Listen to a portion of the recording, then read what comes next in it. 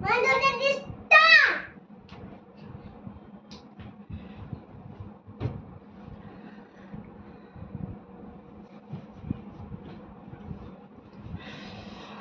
मैं डॉक्टर पार्थ और आज हम फिर से एक बार जुड़ रहे हैं और आज जिस वीडियो को हम लेकर के आए हैं वो है भक्तिकाल भाग जो है ये आज 14 है। ठीक है, तो भक्तिकाल भाग 14, इससे पहले भक्तिकाल पर जो है बहुत सारी वीडियो डाली जा चुकी हैं और आज भक्तिकाल के आखिरी में इस समय हम चल रहे हैं हम लोग और इसके बाद अब भक्तिकाल खत्म ही होने वाला है। लेकिन भक्तिकाल की जो एक शाखा है निर्गुण भक्ति, और निर्गुण भक्ति में भी जो एक शाखा है प्रेम मार्गी, आज प्रेम मार्गी के ही एक कवि और संत को पहले कवि बाद के संत को हम पढ़ने जा रहे हैं जिनका नाम है मलिक मोहम्मद जायसी। तो मलिक मोहम्मद जायसी को हम लोग शुरू करें उससे पहले हमें भक्ति काल को थोड़ा सा जान लेना होगा कि मलिक मोहम्मद जायसी भक्ति काल के किस शाखा के किस धारा के कवि हैं। ठीक है, तो चलिए एक बार भक्ति काल को हम लोग थोड़ा सा समझ लेते हैं। आइए, भक्ति काल ये आपका भक्ति काल है। वैसे तो बहुत अच्छे से समझ में नहीं आ रहा होगा लेकिन हम बता देंगे तो समझ में आ जाएगा। भक्ति काल है तो भक्ति काल का जो स्वरूप है वो भक्ति काल को दो भागों में बांटा गया है। नंबर 1 दक्षिण भारत में भक्ति काल, दक्षिण भारत भक्ति काल, और दूसरा उत्तर भारत में भक्ति काल। ठीक, तो सबसे पहले बात करते हैं दक्षिण भारत में भक्ति काल की। दक्षिण भारत में भक्ति काल जो था वो दो रूपों में फैला। एक जहां जो सामान्य वर्ग के रूपों में फैला, यानी जो आम जनजीवन में भगवान को पाने की चाहत आई, आम जनजीवन जो भगवान से जुड़ा, भगवान ग्रंथों से जुड़ा, और उस जनजीवन में जो इससे पहले कभी भगवान से नहीं जुड़ पाया था। क्यों? क्योंकि सारे जो ग्रंथ थे वो संस्कृत में थे। लेकिन भक्तिकाल का जो समय था उसमें बहुत सारे ऐसे आम संत निकले जिन्होंने अपना उपदेश जो था वो आम जनजीवन की भाषा में दिया। ऐसे संत निकले जिन्होंने कि संस्कृत का रूपांतरण आम बोलचाल की भाषा में किया। इसकी वजह से बहुत सारे लोग निम्न वर्ग के, उच्च वर्ग के, साधारण वर्ग के, या यूँ कहें सामान्य वर्ग के, ये सारे लोग जो थे वो इस भक्ति मार्ग से जुड़ पाए। नहीं तो अभी तक जो था ये भक्ति जो थी ये एक वर्ग विशेष यानी ब्राह्मणों के पास ही संरक्षित हुआ करती थी। कारण इसका था क्योंकि ज्ञान जो था वो एक ही वर्ग में सीमित था, इसलिए भक्ति भी जो थी वो एक ही वर्ग में सीमित थी। अगर आपको भक्ति करनी भी थी या भक्ति करवानी भी थी तो आपको किसी वर्ग विशेष पर आश्रित होना था। लेकिन भक्तिकाल के कवियों ने, भक्तिकाल के संतों ने इस प्रथा को तोड़ दिया और इस प्रथा को तोड़कर वो आगे निकल पड़े। ठीक, तो भक्तिकाल दक्षिण भारत में भक्तिकाल दो रूपों में फैला, एक आम जनजीवन में, एक सामान्य वर्ग में, निम्न वर्ग में, और दूसरा जो था अभिजात्य स्वरूप में यानी उच्च वर्ग में, यानी जिस रूप में वो स्वयं था। यानी शुरू से ही जो भक्ति रही वो उच्च वर्ग में ही रही, निम्न वर्ग में भक्ति बहुत कम आई। चलिए आगे बढ़ते हैं। तो जो निम्न वर्गीय भक्ति काल रहा उसे भी दो भागों में बांट दिया गया। एक लिंगायत संप्रदाय जैसे में कर्नाटक, दूसरा महाराष्ट्र का भक्ति आंदोलन। ठीक है,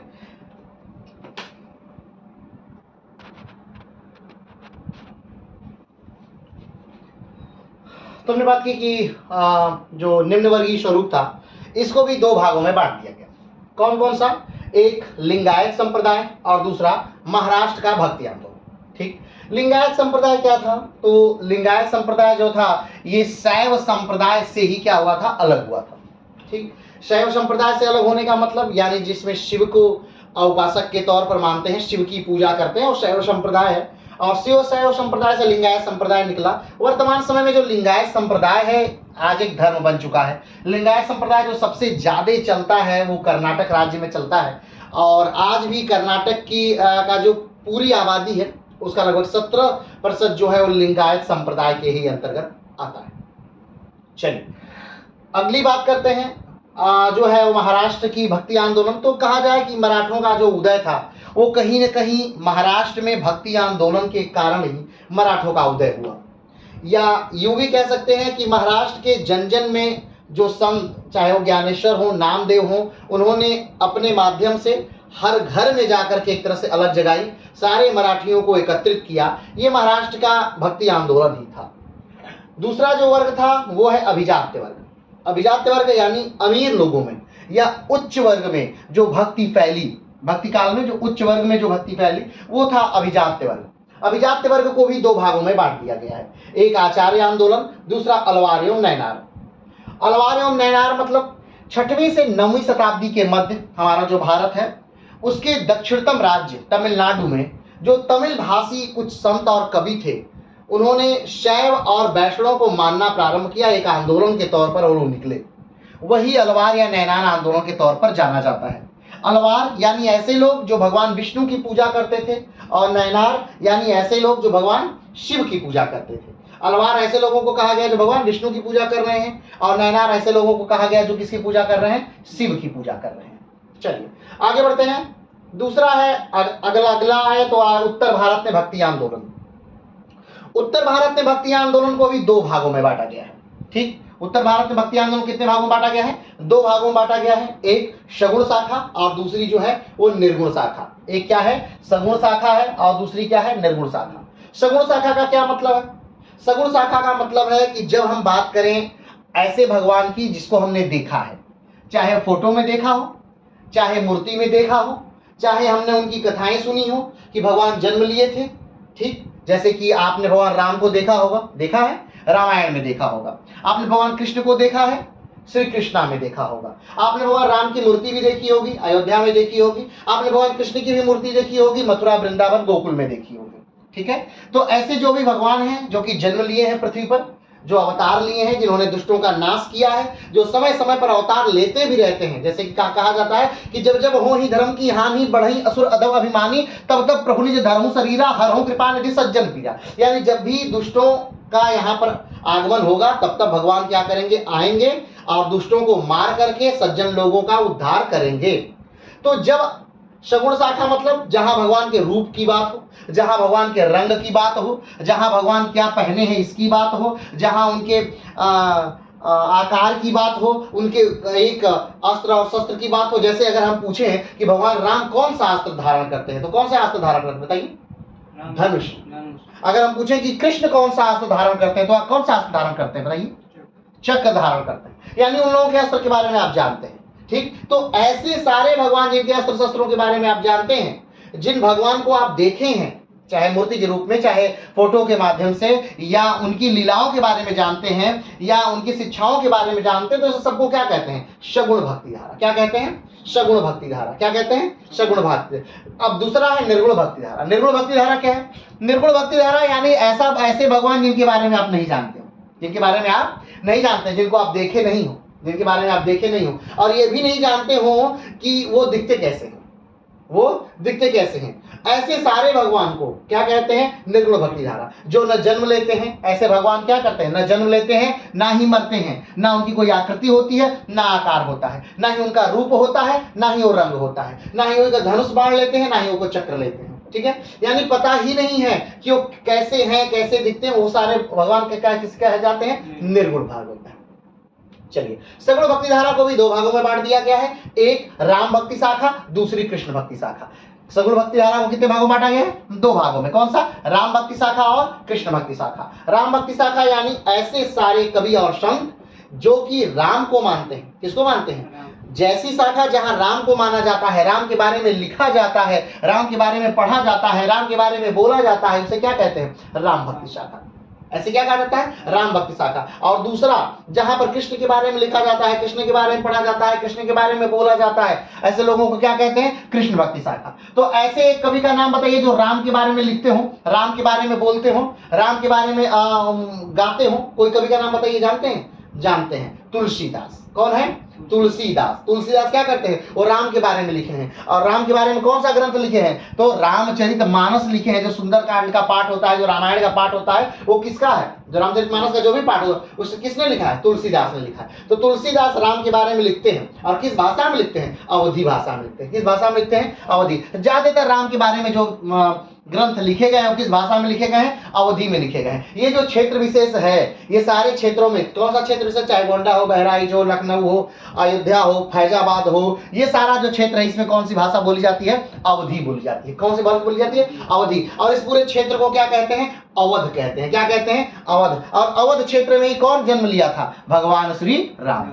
ठीक है, इसीलिए राम के बारे में जो लिखा जाता था या लिखा जाता है वो किस भाषा में लिखा जाता है? अवधी में लिखा जाता है। दूसरे कौन है? कृष्ण है। तो जो कृष्ण को मानने वाले हैं, कृष्ण पर बातें करने वाले हैं, कृष्ण पर गीत लिखने वाले हैं, कृष्ण को भगवान मानने वाले लोग हैं, ऐसे लोगों को कृष्ण भक्ति शाखा के अंतर्गत क्या किया जाता है? रखा जाता है। कृष्ण भक्ति शाखा को मानने वाले कौन से कवि हैं? तो सूरदास हैं। कौन है? सूरदास हैं। मीराबाई हैं। मीराबाई का नाम सुने? मीराबाई कृष्ण को अपना पति मानती थी। क्या मानती थी? पति मानती थी। तो ये जो है कृष्ण भक्ति शाखा के अंतर्गत, इसमें किस भाषा में लिखते हैं? तो इसमें ब्रज में लिखते हैं। किस भाषा में लिखते हैं? ब्रज में लिखते हैं। ब्रज यानी ब्रज कहाँ बोली जाती है? मथुरा में, वृंदावन में, गोकुल में, ये सब कौन सी भाषा बोली जाती थी? ब्रज बोली जाती थी। यानी वो और वहां कौन जन्म लिया था? मथुरा में, वृंदावन में, गोकुल में, वहां कौन जन्म लिया था? वहां कृष्ण जन्म लिए थे। वो ब्रज वाला क्षेत्र है। भाषा कौन बोली जाती है? ब्रज भाषा बोली जाती है। और जन्म कौन लिया था? कृष्ण जन्म लिए थे। ये अवध वाला क्षेत्र है। भाषा कौन बोली जाती है? अवधी बोली जाती है। और जन्म कौन लिया था? भगवान श्री राम लिए थे। कृष्ण को मानने वाले कवि कौन से हैं? कृष्ण को मानने वाले हैं सूर और मीरा। और राम को मानने वाले कवि कौन से हैं? तो तुलसीदास और रामानंद। ये राम को मानने वाले हैं। र से राम, र से रामानंद। ये किसको मानने वाले हैं? राम को। दूसरा कौन सा है? निर्गुण भक्तिधारा। कौन सा है? निर्गुण भक्तिधारा। यानी इसमें हमने पहले ही बताया कि इसमें भगवान का स्वरूप क्या है? नहीं, भगवान का स्वरूप नहीं है। इसमें हम ये नहीं कहते, बात करते हैं कि भगवान का रूप क्या है, भगवान का रंग क्या है, भगवान कितने बड़े हैं, कितने छोटे हैं, कितने काले हैं, कितने गोरे हैं, कौन सा धनुष लेते हैं, कौन सा, ऐसा कोई जहां बात न हो उसे क्या कहते हैं? निर्गुण भक्तिधारा।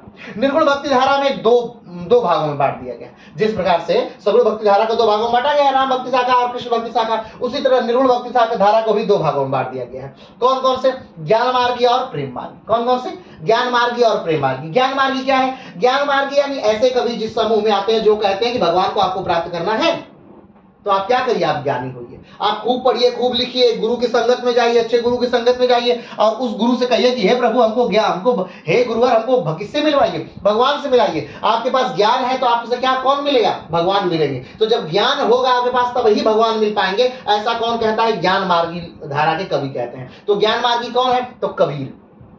जो कबीरदास है वो कौन, किस धारा कवि के हैं? वो ज्ञान मार्गी कबीर हैं, नानक है, रामदास है, दादू हैं। ये सब किसके अंतर्गत आते हैं? ज्ञान मार्गी के अंतर्गत आते हैं। दूसरा है प्रेम मार्गी। दूसरा क्या है? प्रेम मार्गी। ये प्रेम मार्गी शाखा के जो कवि हैं वो लोग कहते हैं नहीं भाई साहब, आपको भगवान से मिलना है तो आपको ज्ञान की जरूरत नहीं है।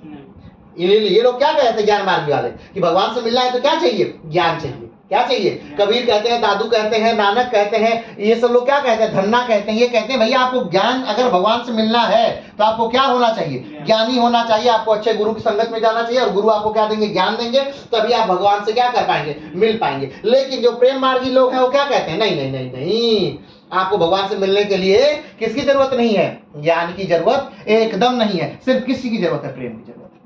आपको भगवान से मिलने के लिए क्या जरूरत है? प्रेम से। बस प्रेम से भगवान को से हाथ जोड़िए, उनके प्रति समर्पित हो जाइए, कह दीजिए कि हे प्रभु हम आपके प्रति समर्पित हैं और उनके लिए सारा कार्य करिए खूब प्रेम से। भगवान आपको क्या हो जाएंगे? मिल जाएंगे। भगवान आपको क्या हो जाएंगे? मिल जाएंगे। ये कौन कहता है? प्रेम मार्गी कवि कहते हैं। और प्रेम मार्गी में कौन आते हैं? मलिक मोहम्मद जायसी आते हैं। अब आप बताइए आप कौन से भगवान को मानते हैं? राम भक्ति शाखा के अंतर्गत है। पहले तो ये बताइए सगुण भक्ति क्या है, निर्गुण भक्ति, राम भक्ति या कृष्ण भक्ति? हम सबसे पूछ रहे हैं, आप लोग ये कमेंट बॉक्स में बताइएगा कि आप लोग किस धारा के कवि हैं, मतलब किस धारा से आप लोग जुड़े हैं। निम्न वर्गीय स्वरूप, अभिजात्य वर्गीय, लिंगायत है, महाराष्ट्र भक्ति आंदोलन है, या फिर आचार्य आंदोलन है, लावार नैनार है, राम भक्ति शाखा है, कृष्ण भक्ति शाखा, ज्ञान मार्गी, प्रेम मार्गी? आप बताइए आप किस भक्ति शाखा के कवि हैं? राम को मानते हैं, कृष्ण को मानते हैं, यानी सगुण को मानते हैं, निर्गुण को मानते हैं, निम्न वर्गीय स्वरूप में, अभिजात्य वर्गीय स्वरूप में? किस रूप में आप भगवान को मानते हैं बताइए?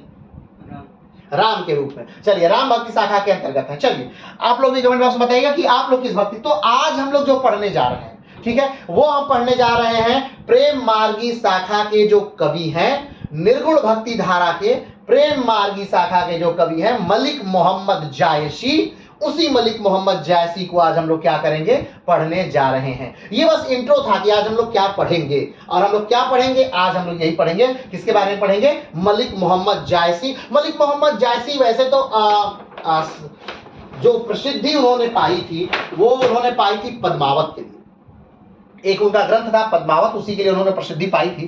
तो आज मुनी मलिक मोहम्मद जायसी को हम पढ़ेंगे। मलिक मोहम्मद जायसी कक्षा 12 की हिंदी में भी, चाहे वो एनसीईआरटी हो उसमें हो, चाहे बिहार बोर्ड है उसमें है, चाहे उत्तर प्रदेश का बोर्ड हो, यूपी बोर्ड है उसमें है, सब में मलिक मोहम्मद जायसी विस्तार से स्थान पाए हुए हैं। लेकिन हम लोग को इतना विस्तार से पढ़ना है कि चाहे वो 12वीं हो, चाहे वो कुछ भी हो, यानी मलिक मोहम्मद जायसी के बारे में फिर कुछ भी हमें जानने योग्य बचेगा नहीं। हम लोग इतना डीप, इतनी गहराई से मलिक मोहम्मद जायसी के बारे में विस्तार से जानेंगे।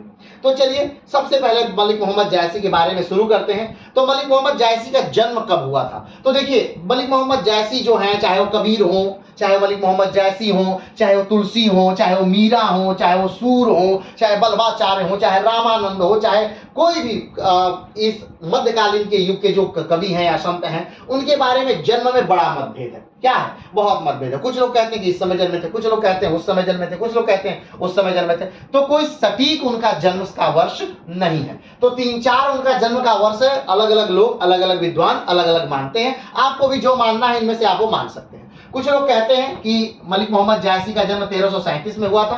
कुछ लोगों का कहना है कि मलिक मोहम्मद जायसी का जन्म 1464 में हुआ था। कुछ लोगों का कहना है कि मलिक मोहम्मद जायसी का जन्म जो है वो 1492 में हुआ था। अब जब भी हुआ था आप थोड़ा सा अपने से समझ के जान लीजिएगा, ठीक है?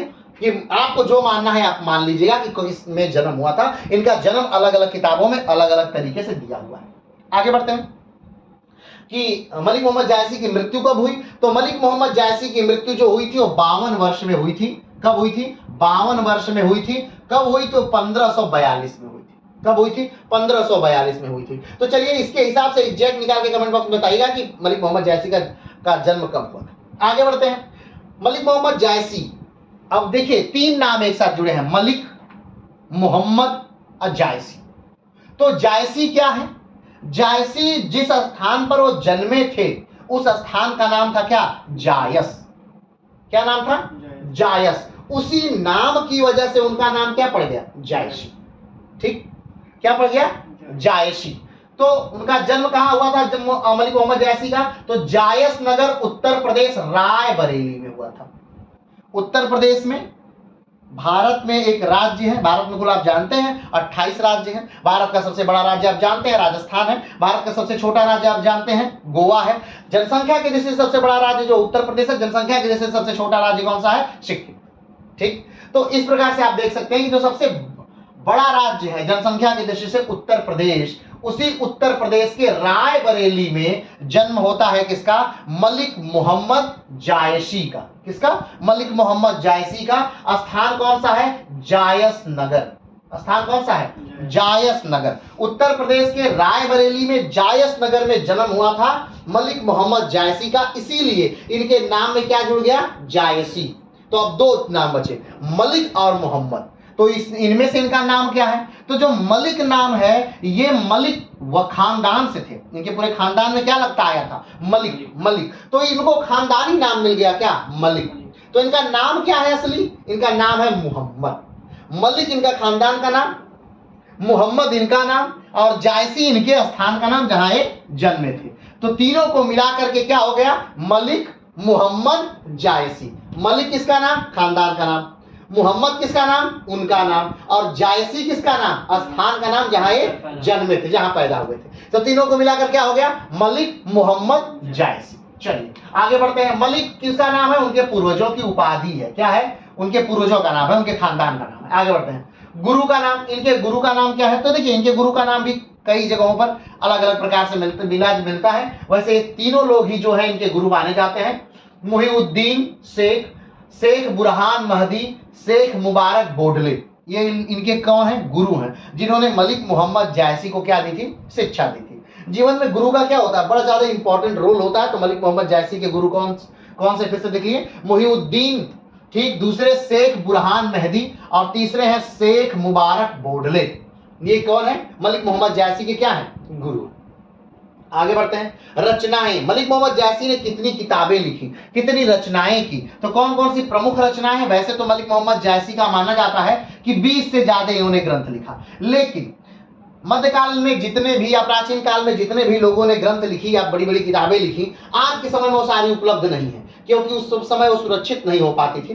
तो जितने उनकी उपलब्ध ग्रंथ हैं वो कौन कौन से हैं? अखरावट है जो 1505 में पूरी हुई थी, आखिरी कलाम है जो 1528 में पूरी हुई थी, पद्मावत है जो 1540 में पूरी हुई थी या एक 1541 में पूरी हुई थी, चित्रलेखा है, कहरनामा है, मसाला नामा है, कन्हावत है। कौन कौन प्रमुख रचनाएं हैं, कौन कौन इनकी किताबें हैं? किताबों का नाम देख लीजिए, क्योंकि इनकी किताबों का नाम बहुत पूछा जाता है। जो इनकी सबसे प्रसिद्ध किताबें हैं वो कौन सी हैं? अखरावट, आखिरी कलाम और पद्मावत। ये तीन इनकी प्रसिद्ध रचनाएं हैं, बहुत प्रसिद्ध रचनाएं हैं। यहां तक कि पूछा जाता है अखरावट कब लिखी गई? 1505, आखिरी कलाम कब लिखी गई? 1528, और पद्मावत कब लिखी गई? 1541 या 40। ठीक है, तो ये तीन इनकी प्रमुख रचनाएं हैं। वैसे ये सारी रचनाएं कौन सी? अखरावट, आखिरी कलाम, पद्मावत, चित्रलेखा, कहरनामा, मसाला नामा और कन्हावत। ठीक है, आगे बढ़ते हैं। वैसे मसाला नामा नहीं आपको भूलेगा, पद्मावत भी नहीं भूलना चाहिए। मसाला नामा, मसाले से आपको हमेशा याद रहेगा मसाला नामा। ठीक है, चलिए आगे बढ़ते हैं। इनके पिता कौन थे? किसके पिता? शेख जो मलिक मोहम्मद जायसी है, इनके पिता का नाम क्या था? इनके पिता का नाम है शेख ममरेज मलिक राजे अशरफ। क्या नाम है? शेख ममरेज मलिक राजे अशरफ इनके पिता का नाम है। आगे बढ़ते हैं। कौन सा ऐसा काल था, कौन सा ऐसा समय था जब मलिक मोहम्मद जायसी भारतीय परिदृश्य में आए? कौन सा ऐसा समय था? तो कोई ऐसे राजा रहे होंगे, कोई तो ऐसा समय रहा होगा जब मलिक मोहम्मद जायसी का क्या हुआ होगा? आगमन हुआ होगा। तो आइए थोड़ा सा जान लेते हैं कि जब मलिक मोहम्मद जायसी भारतीय उपमहाद्वीप में आते हैं उस समय भारतीय उपमहाद्वीप में कौन शासक था? थोड़ा सा इसे समझ लेते हैं। कौन सा शासक था और किसके दरबार में अधिकतर ये मलिक मोहम्मद जायसी रहे? तो आपको सबसे पहले थोड़ा सा इसमें मुगल काल को जानना पड़ेगा। आपको पता है कि 1206 में, कब? 1206 में सल्तनत काल क्या हो जाता है? सल्तनत काल की स्थापना हो जाती है। 1206 में सल्तनत काल की स्थापना होती है, यानी गुलाम वंश की स्थापना। कौन वंश? गुलाम वंश। गुलाम वंश की स्थापना किसने की थी? तो कुतुबुद्दीन ऐबक ने की थी। किसने की थी? ऐबक ने की थी। ठीक है, गुलाम वंश चलता है 1206 से कब तक? 1290 तक। कब तक चलता है? 1290 तक। कब तक चलता है? 1290 तक चलता है। 1290 में गुलाम वंश क्या हो जाता है? समाप्त हो जाता है। और कौन सा वंश आ जाता है? खिलजी वंश आ जाता है। कौन सा वंश आ जाता है? खिलजी वंश आ जाता है। खिलजी वंश आ जाता है। खिलजी वंश की स्थापना किसने की थी? तो खिलजी वंश की स्थापना की थी जलालुद्दीन खिलजी ने। किसने की थी? जलालुद्दीन खिलजी ने की थी। किसने की थी? जलालुद्दीन खिलजी ने की थी। खिलजी वंश समाप्त होता है कब से कब तक? तो खिलजी वंश समाप्त होता है 1320 में। कब? 1320 में खिलजी वंश समाप्त होता है। और खिलजी वंश के समाप्त होने के बाद जो वंश आता है, कौन सा वंश है? तुगलक वंश। कौन सा वंश है? तुगलक वंश। खिलजी वंश के बाद कौन सा वंश आता है? तुगलक वंश आता है। और तुगलक वंश के जो संस्थापक है वो कौन से हैं? तो वो है गयासुद्दीन तुगलक। कौन है? गयासुद्दीन तुगलक। किसके संस्थापक हैं? तुगलक वंश के संस्थापक हैं। तुगलक वंश कब से कब तक चलता है? तो 1320 से लेकर के 1351 तक चलता है। कब तक चलता है? 1351 तक। 1351 में एक नया वंश की स्थापना होती है। कौन सा वंश है? सैयद वंश। कौन सा वंश है? सैयद वंश। और सैयद वंश के संस्थापक कौन है? तो खिज्र खान है। कौन है? खिज्र खान है। खिज्र खान है। ठीक है, सैयद वंश कब से कब तक चलता है? तो सैयद वंश 1320 से, ठीक है, 1320 से तुगलक 1320 से, हाँ देख लीजिए फिर से। जो तुगलक वंश है वो चलता है 1320 से लेकर के 1414 तक। कब तक चलता है? 1414 तक। कौन सा वंश चलता है? तुगलक वंश। ठीक है, तुगलक वंश के बाद कौन सा वंश चलता है? तो सैयद वंश। कब से? 1414 से 1451 तक। कब तक? 1451 तक सैयद वंश। फिर उसके बाद आता है लोधी वंश। कब से कब तक? 1451 से 1526 तक। कब तक? 1526 तक लोधी वंश। लोधी वंश के संस्थापक कौन थे? तो बहलोल लोधी हैं। कौन है? बहलोल लोधी हैं, लोधी वंश के संस्थापक। बहलोल लोधी वंश में जो अंतिम आदमी आता है उसका नाम है इब्राहिम लोधी। कौन है? इब्राहिम लोधी। कौन है? इब्राहिम लोधी। और इब्राहिम लोधी और उसी समय 1526 में 1526 में भारत में इब्राहिम लोदी पर आक्रमण करता है एक व्यक्ति जिसका नाम है क्या, बाबर। क्या नाम है उसका, बाबर इब्राहिम लोदी पर आक्रमण करता है 1526 में। पानीपत के युद्ध मैदान में एक युद्ध होता है जिसे पानीपत के प्रथम युद्ध के नाम से जानते हैं। बाबर इब्राहिम लोदी को बड़ी बुरी तरह क्या करता है, हरा देता है, ठीक है। और इब्राहिम लोदी हार जाते हैं, सिर्फ हार ही नहीं जाते हैं, बाबर इब्राहिम लोदी को पानीपत के प्रथम युद्ध में क्या कर देता है, मार देता है। और उसके बाद बाबर स्वयं यहाँ यानी भारत का राजा बनता है या दिल्ली के क्षेत्र का राजा बनता है और एक नए वंश की नींव डालता है जिसका नाम क्या है, तो जिसका नाम है मुगल वंश। क्या नाम है, मुगल वंश। क्या नाम है, ध्यान दीजिएगा, मुगल वंश नाम है। बाबर 1526 में भारत पर आक्रमण करता है। 1526 में, 1526 से लेकर 1530 तक बाबर का शासनकाल भारत में चलता है। इस दौरान भारत में 4 प्रमुख लड़ाइयां बाबर लड़ता है, पानीपत की, खानवा की, चंदेरी की और घाघरा की। कौन कौन सी लड़ाइयां लड़ता है, पानीपत, खानवा, चंदेरी और घाघरा। 1526, 1527, 1528, 1529, 4 लड़ाइयां, पानीपत, खानवा, चंदेरी और घाघरा, 4 लड़ाइयों को जीतता है। उसके बाद 1530 में, कब, 1530 में मृत्यु हो जाती है। किसकी मृत्यु हो जाती है, बाबर की मृत्यु हो जाती है। किसकी मृत्यु हो जाती है, बाबर की मृत्यु हो जाती है। बाबर की मृत्यु के बाद जो 1530 में उसका पुत्र जिसका जो सब बाबर का सबसे ज्येष्ठ पुत्र है और जिसका नाम हुमायूं है या हुमायूं है, वो गद्दी पर बैठता है और हुमायूं शासन करता है। लेकिन जो है 1540 में, 1539 और 1540 ये दोनों समय में शेरशाह सूरी नामक व्यक्ति जो बिहार का रहने वाला है वो आक्रमण करता है हुमायूं पर और हुमायूं को बहुत बुरी तरह हरा देता है, ठीक है, चौसा के युद्ध में और कन्नौज के युद्ध में। 1539 चौसा का युद्ध, 1540 कौन सा युद्ध, कन्नौज का युद्ध। और जो हुमायूं है वो भाग छोड़ करके देश यानी भारत वाला जो क्षेत्र है वो छोड़ करके क्या करते हैं, भाग जाते हैं। क्या करते हैं, भाग जाते हैं। तो अब भारत का राजा कौन हो गया, अब भारत का राजा हो गया शेरशाह सूरी। कौन हो गया, शेरशाह सूरी।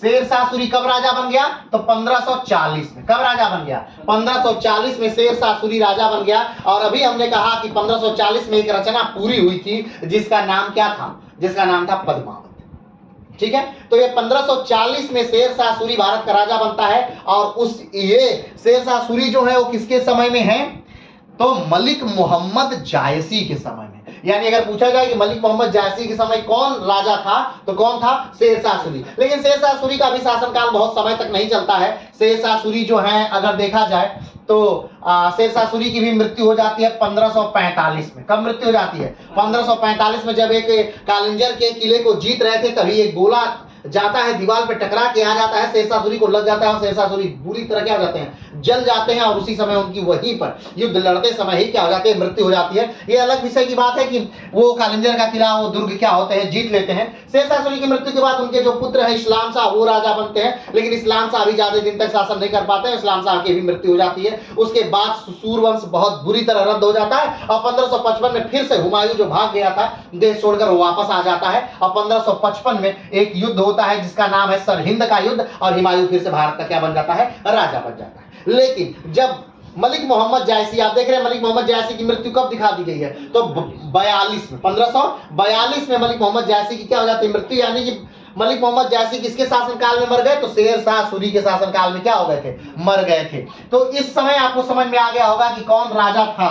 तो आप देख लीजिए कि 1206 में गुलाम वंश, फिर गुलाम वंश, खिलजी वंश, सैयद वंश, गुलाम वंश, खिलजी वंश, तुगलक वंश, सैयद वंश, लोधी वंश, ये वंश समाप्त हो चुके थे। और उसके बाद भारत में जो था एक नया वंश आ गया था, मुगल वंश। और मुगल वंश की शासन सत्ता को हटा करके फेंक दिया था शेरशाह सूरी ने। तो जब मलिक मोहम्मद जायसी भारत में थे उस समय कौन सा वंश चल रहा था, सूर वंश। कौन सा वंश चल रहा था, सूर वंश। तो चलिए आगे बढ़ते हैं हम लोग।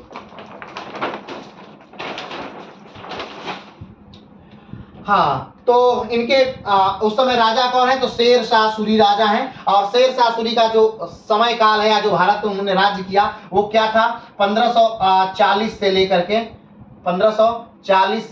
1545 तक। कब तक शासन किया, 1540 से लेकर 1545 तक शेरशाह सूरी ने कहा। अब आगे बढ़ते हैं। कहा जाता है कि जब मलिक मोहम्मद जायसी अभी छोटे ही थे, 7 साल के ही थे, तभी उनके माता पिता क्या हो गए, मर गए। क्या हो गए?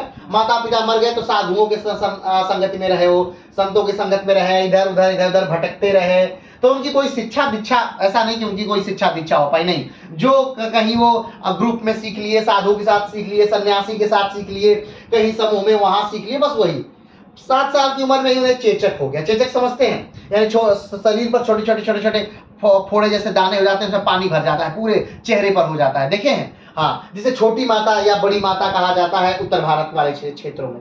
तो चेचक हो गया था। चेचक से क्या हुआ कि उनकी एक आंख जो थी, बाई आंख क्या हो गई? फूट गई। चेचक से एक आंख क्या हो गई? फूट गई। और चेचक से उनका एक कान भी क्या हो गया? खराब हो गया। तो एक आंख और एक कान मलिक मोहम्मद जैसी का क्या हो गया था? खराब हो गया था। कब? 7 साल की उम्र में चेचक से एक आंख एक कान खराब हो गया था। और अगली बात की, एक तो मलिक मोहम्मद जैसी बहुत कुरूप थे, बहुत काले थे, बहुत कुरूप, और दूसरे उनका आंख खराब हो जाना और कान खराब हो जाना। यानी एक तो बहुत ही क्या कुरूप, कुरूप मतलब समझ रहे हैं ना, यानी देखने में सुंदर नहीं थे, बहुत गंदे थे, और दूसरा उनका क्या आंख और कान खराब हो जाना। तो इससे क्या हो गया? और कुरूप हो गए। क्या हो गए? और कुरूप हो गया। कहा जाता है कि एक बार की बात है कि शेरशाह सूरी के दरबार में थे। कौन? मलिक मोहम्मद जैसी शेरशाह सूरी के दरबार में थे। तो अब दरबार में बैठे हुए थे मलिक मोहम्मद जैसी। तो शेरशाह सूरी देखकर उनको हंसने लगे। क्या करने लगे?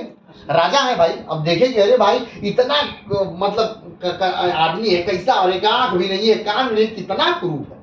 तो मलिक मोहम्मद जैसी ने एक बात कही कि अच्छा एक बात बताइए राजा जी, आप हमको देखकर हंस रहे हैं या जिसने मुझे बनाया है उस पर हंस रहे हैं?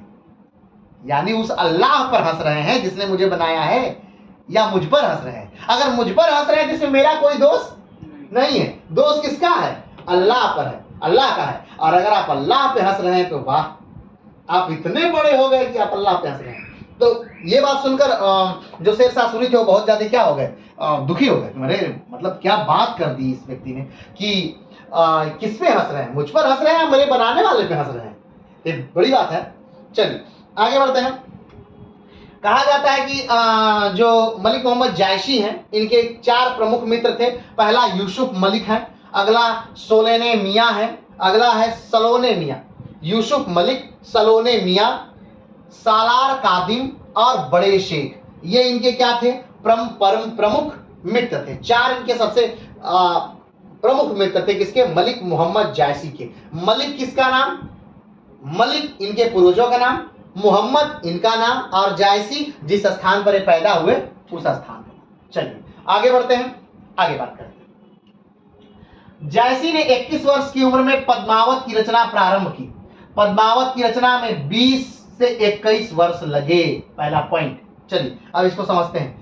हमने बताया कि हर व्यक्ति की प्रसिद्धि का कोई न कोई एक कारण होता है। जैसे आज के समय में प्रसिद्धि का मूल कारण है यूट्यूब पे ब्लॉग बनाना। अलग अलग आदमी यूट्यूब पे नाच के, यूट्यूब पे प्रैंक करके, या यूट्यूब पे क्लास लेकर क्या हो जा रहा है? प्रसिद्ध हो जा रहा है, हो रहा है। कुछ आदमी इसरो में अपना आकाश में जाकर के प्रसिद्ध हो रहे हैं, कुछ लोग नासा में जाके प्रसिद्ध होते हैं, कुछ प्रधानमंत्री बन के प्रसिद्ध हो रहे हैं, कुछ राष्ट्रपति बन के प्रसिद्ध हो रहे हैं। तो सबकी प्रसिद्धि का एक कारण है ना?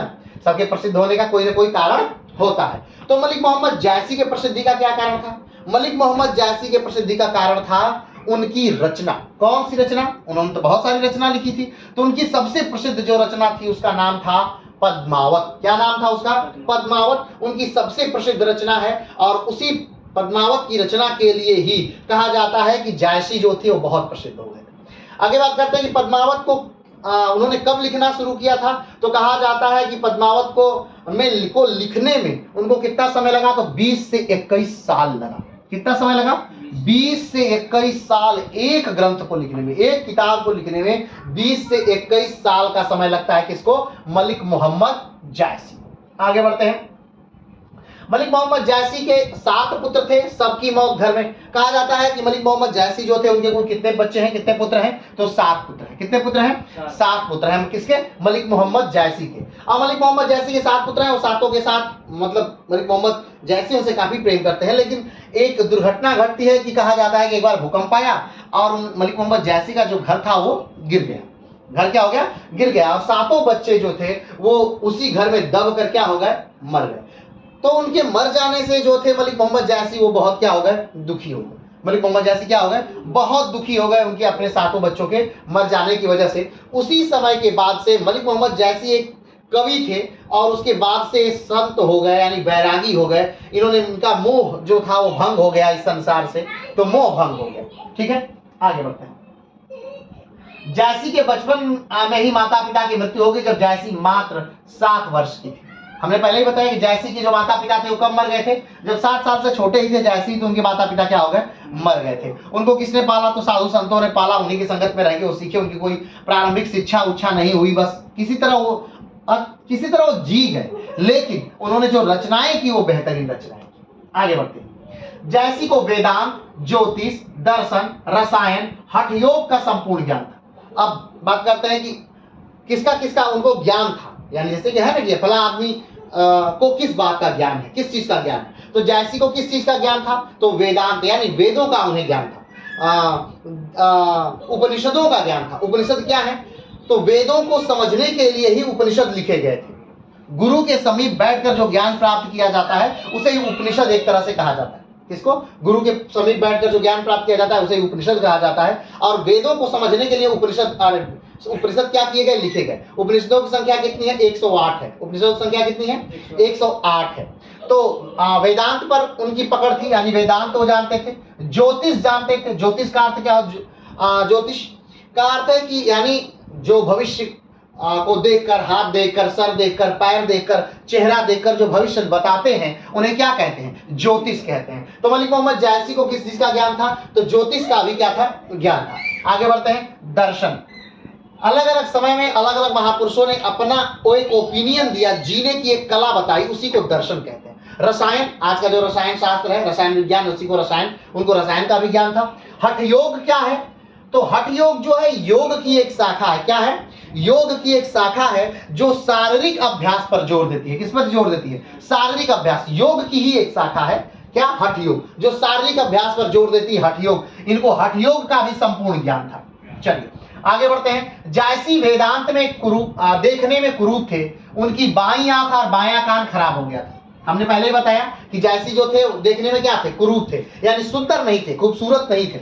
और जो उनका बाईं आंख थी और बायां कान था वो क्या हो चुका था, खराब हो गया था। किससे, चेचक की वजह से। चेचक क्या है, बीमारी है, उसके बारे में हम पहले बात कर चुके हैं। एक बार जैसी की कुरूपता को देखकर शेरशाह सूरी क्या किए, हमने बात की इसके बारे में भी कि एक बार जैसी जो थे उस शेरशाह सूरी के दरबार में बैठे हुए थे और शेरशाह सूरी जैसी को देखकर क्या कर रहे थे, हंस रहे थे। तो जैसी ने कहा कि भाई साहब किस पे हंस रहे हैं, मुझ पे हंस रहे हैं या मुझको जो बनाया उस पे हंस रहे हैं। तो इससे, इस बात से बहुत ज्यादा लज्जित हुए शेरशाह सूरी और चुप हो गए। आगे बढ़ते हैं। जैसी भक्ति काल के निर्गुण धारा के प्रेम मार्गी शाखा के अग्रणी सूफी संत एवं कवि हैं। हमने पहले ही बात की कि जैसी जो है कब के कवि हैं, तो भक्ति काल के कवि हैं।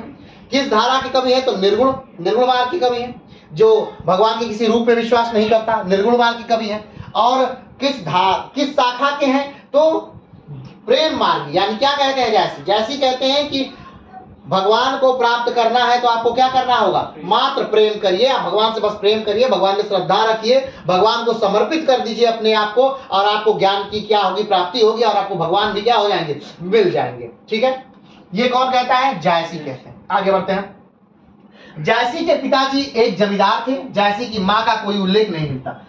जैसी के बारे में अगर बात करें तो जैसी के जो पिताजी थे वो जमींदार थे। जमींदार का मतलब ये है कि उनके पास भूमि की काफी ज्यादा मात्रा थी और वो उस भूमि पर दूसरों से क्या कराते थे, खेती कराते थे, और जो उससे उपज मिलती थी वो राजा के पास क्या करते थे, पहुंचाते थे। तो ये कार्य था किसका, जैसी के जो पिता थे। ठीक है, जैसी की माँ कौन थी ये पता नहीं चलता। क्या कारण इसका क्या है कि पहले एक व्यक्ति जो था वो बहुत सारी शादियां करता था। ठीक है, बहुत सारी शादियां। आप किस पत्नी से कौन सा पुत्र हुआ है पता ही किसी को पता नहीं चलता था, तो इसलिए जैसे कि माँ का कोई उल्लेख नहीं मिलता। आगे बढ़ते हैं। पद्मावत ठेठ अवधि में लिखा हुआ है, पहला महाकाव्य है, पर कुछ विद्वान इसे महाकाव्य नहीं मानते। अगली बात करें तो हमने कहा कि जैसी क्यों प्रसिद्ध हुए, जैसी प्रसिद्ध क्यों हुए, तो हमने बताया कि जैसी क्यों प्रसिद्ध हुए, क्योंकि उनकी जो रचना थी पद्मावत, तो बहुत बेहतरीन रचना है। कौन सी रचना, पद्मावत। तो पद्मावत किस भाषा में है, तो पद्मावत जो है वो अवधी भाषा में है। कौन सी भाषा में, अवधी। और अवधि में भी दो प्रकार की अवधि होती है, एक अवधि जो परिष्कृत अवधि हो, उच्च कोटि की अवधि, और दूसरी अवधि जो ठेठ अवधि। कौन सी अवधि? ठेठ अवधि। तो जो पद्मावत है वो किस अवधि में है? ठेठ अवधि में लिखा हुआ ग्रंथ है। किस अवधि में लिखा हुआ है? ठेठ अवधि में लिखा हुआ ग्रंथ है। बहुत सारे लोग कहते हैं कि नहीं, पद्मावत जो है एक महाकाव्य है, लेकिन कुछ जो लोग हैं वो मानते हैं कि नहीं, पद्मावत महाकाव्य नहीं है। अब बात है कि महाकाव्य क्या होता है। तो महाकाव्य का अर्थ होता है कि एक ऐसा ग्रंथ जिसमें किसी भी घटना को शुरू से लेकर के अंत तक की पूरी व्याख्या की जाती है, उसे महाकाव्य कहते हैं। ठीक है, चलिए आगे बढ़ते हैं। जायसी मलिक वंश से थे तथा इनका वास्तविक नाम मोहम्मद था। हमने पहले ही बात की, जायसी किस वंश से थे? मलिक वंश से थे, और इनका नाम क्या था? मोहम्मद था। जायस क्यों लगा था? क्योंकि उत्तर प्रदेश के जायस नामक स्थान पर इनका क्या हुआ था? जन्म हुआ था, इसलिए इनके नाम के आगे जायसी लगा था। आगे बढ़ते हैं। जायसी के ग्रंथों की संख्या कितनी थी? 20 थी। मैंने बताया था कि इन दिनों की कितनी किताबों की रचना की? 20 किताबों या ग्रंथों की रचना की मानी जाती है, लेकिन वर्तमान में उनके सारे ग्रंथ उपलब्ध नहीं है, क्योंकि बहुत सारे खो गए। आगे बढ़ते हैं। जायसी की प्रसिद्धि का मूल कारण पद्मावत थी। शुक्ल जी से हिंदी का अद्भुत रत्न मानते हैं। जो शुक्ल जी हैं, एक शुक्ल जी हैं। शुक्ल कौन है? तो हिंदी के महान समालोचक आलोचक जो है वो शुक्ल हैं, आचार्य रामचंद्र शुक्ल उनका पूरा नाम है।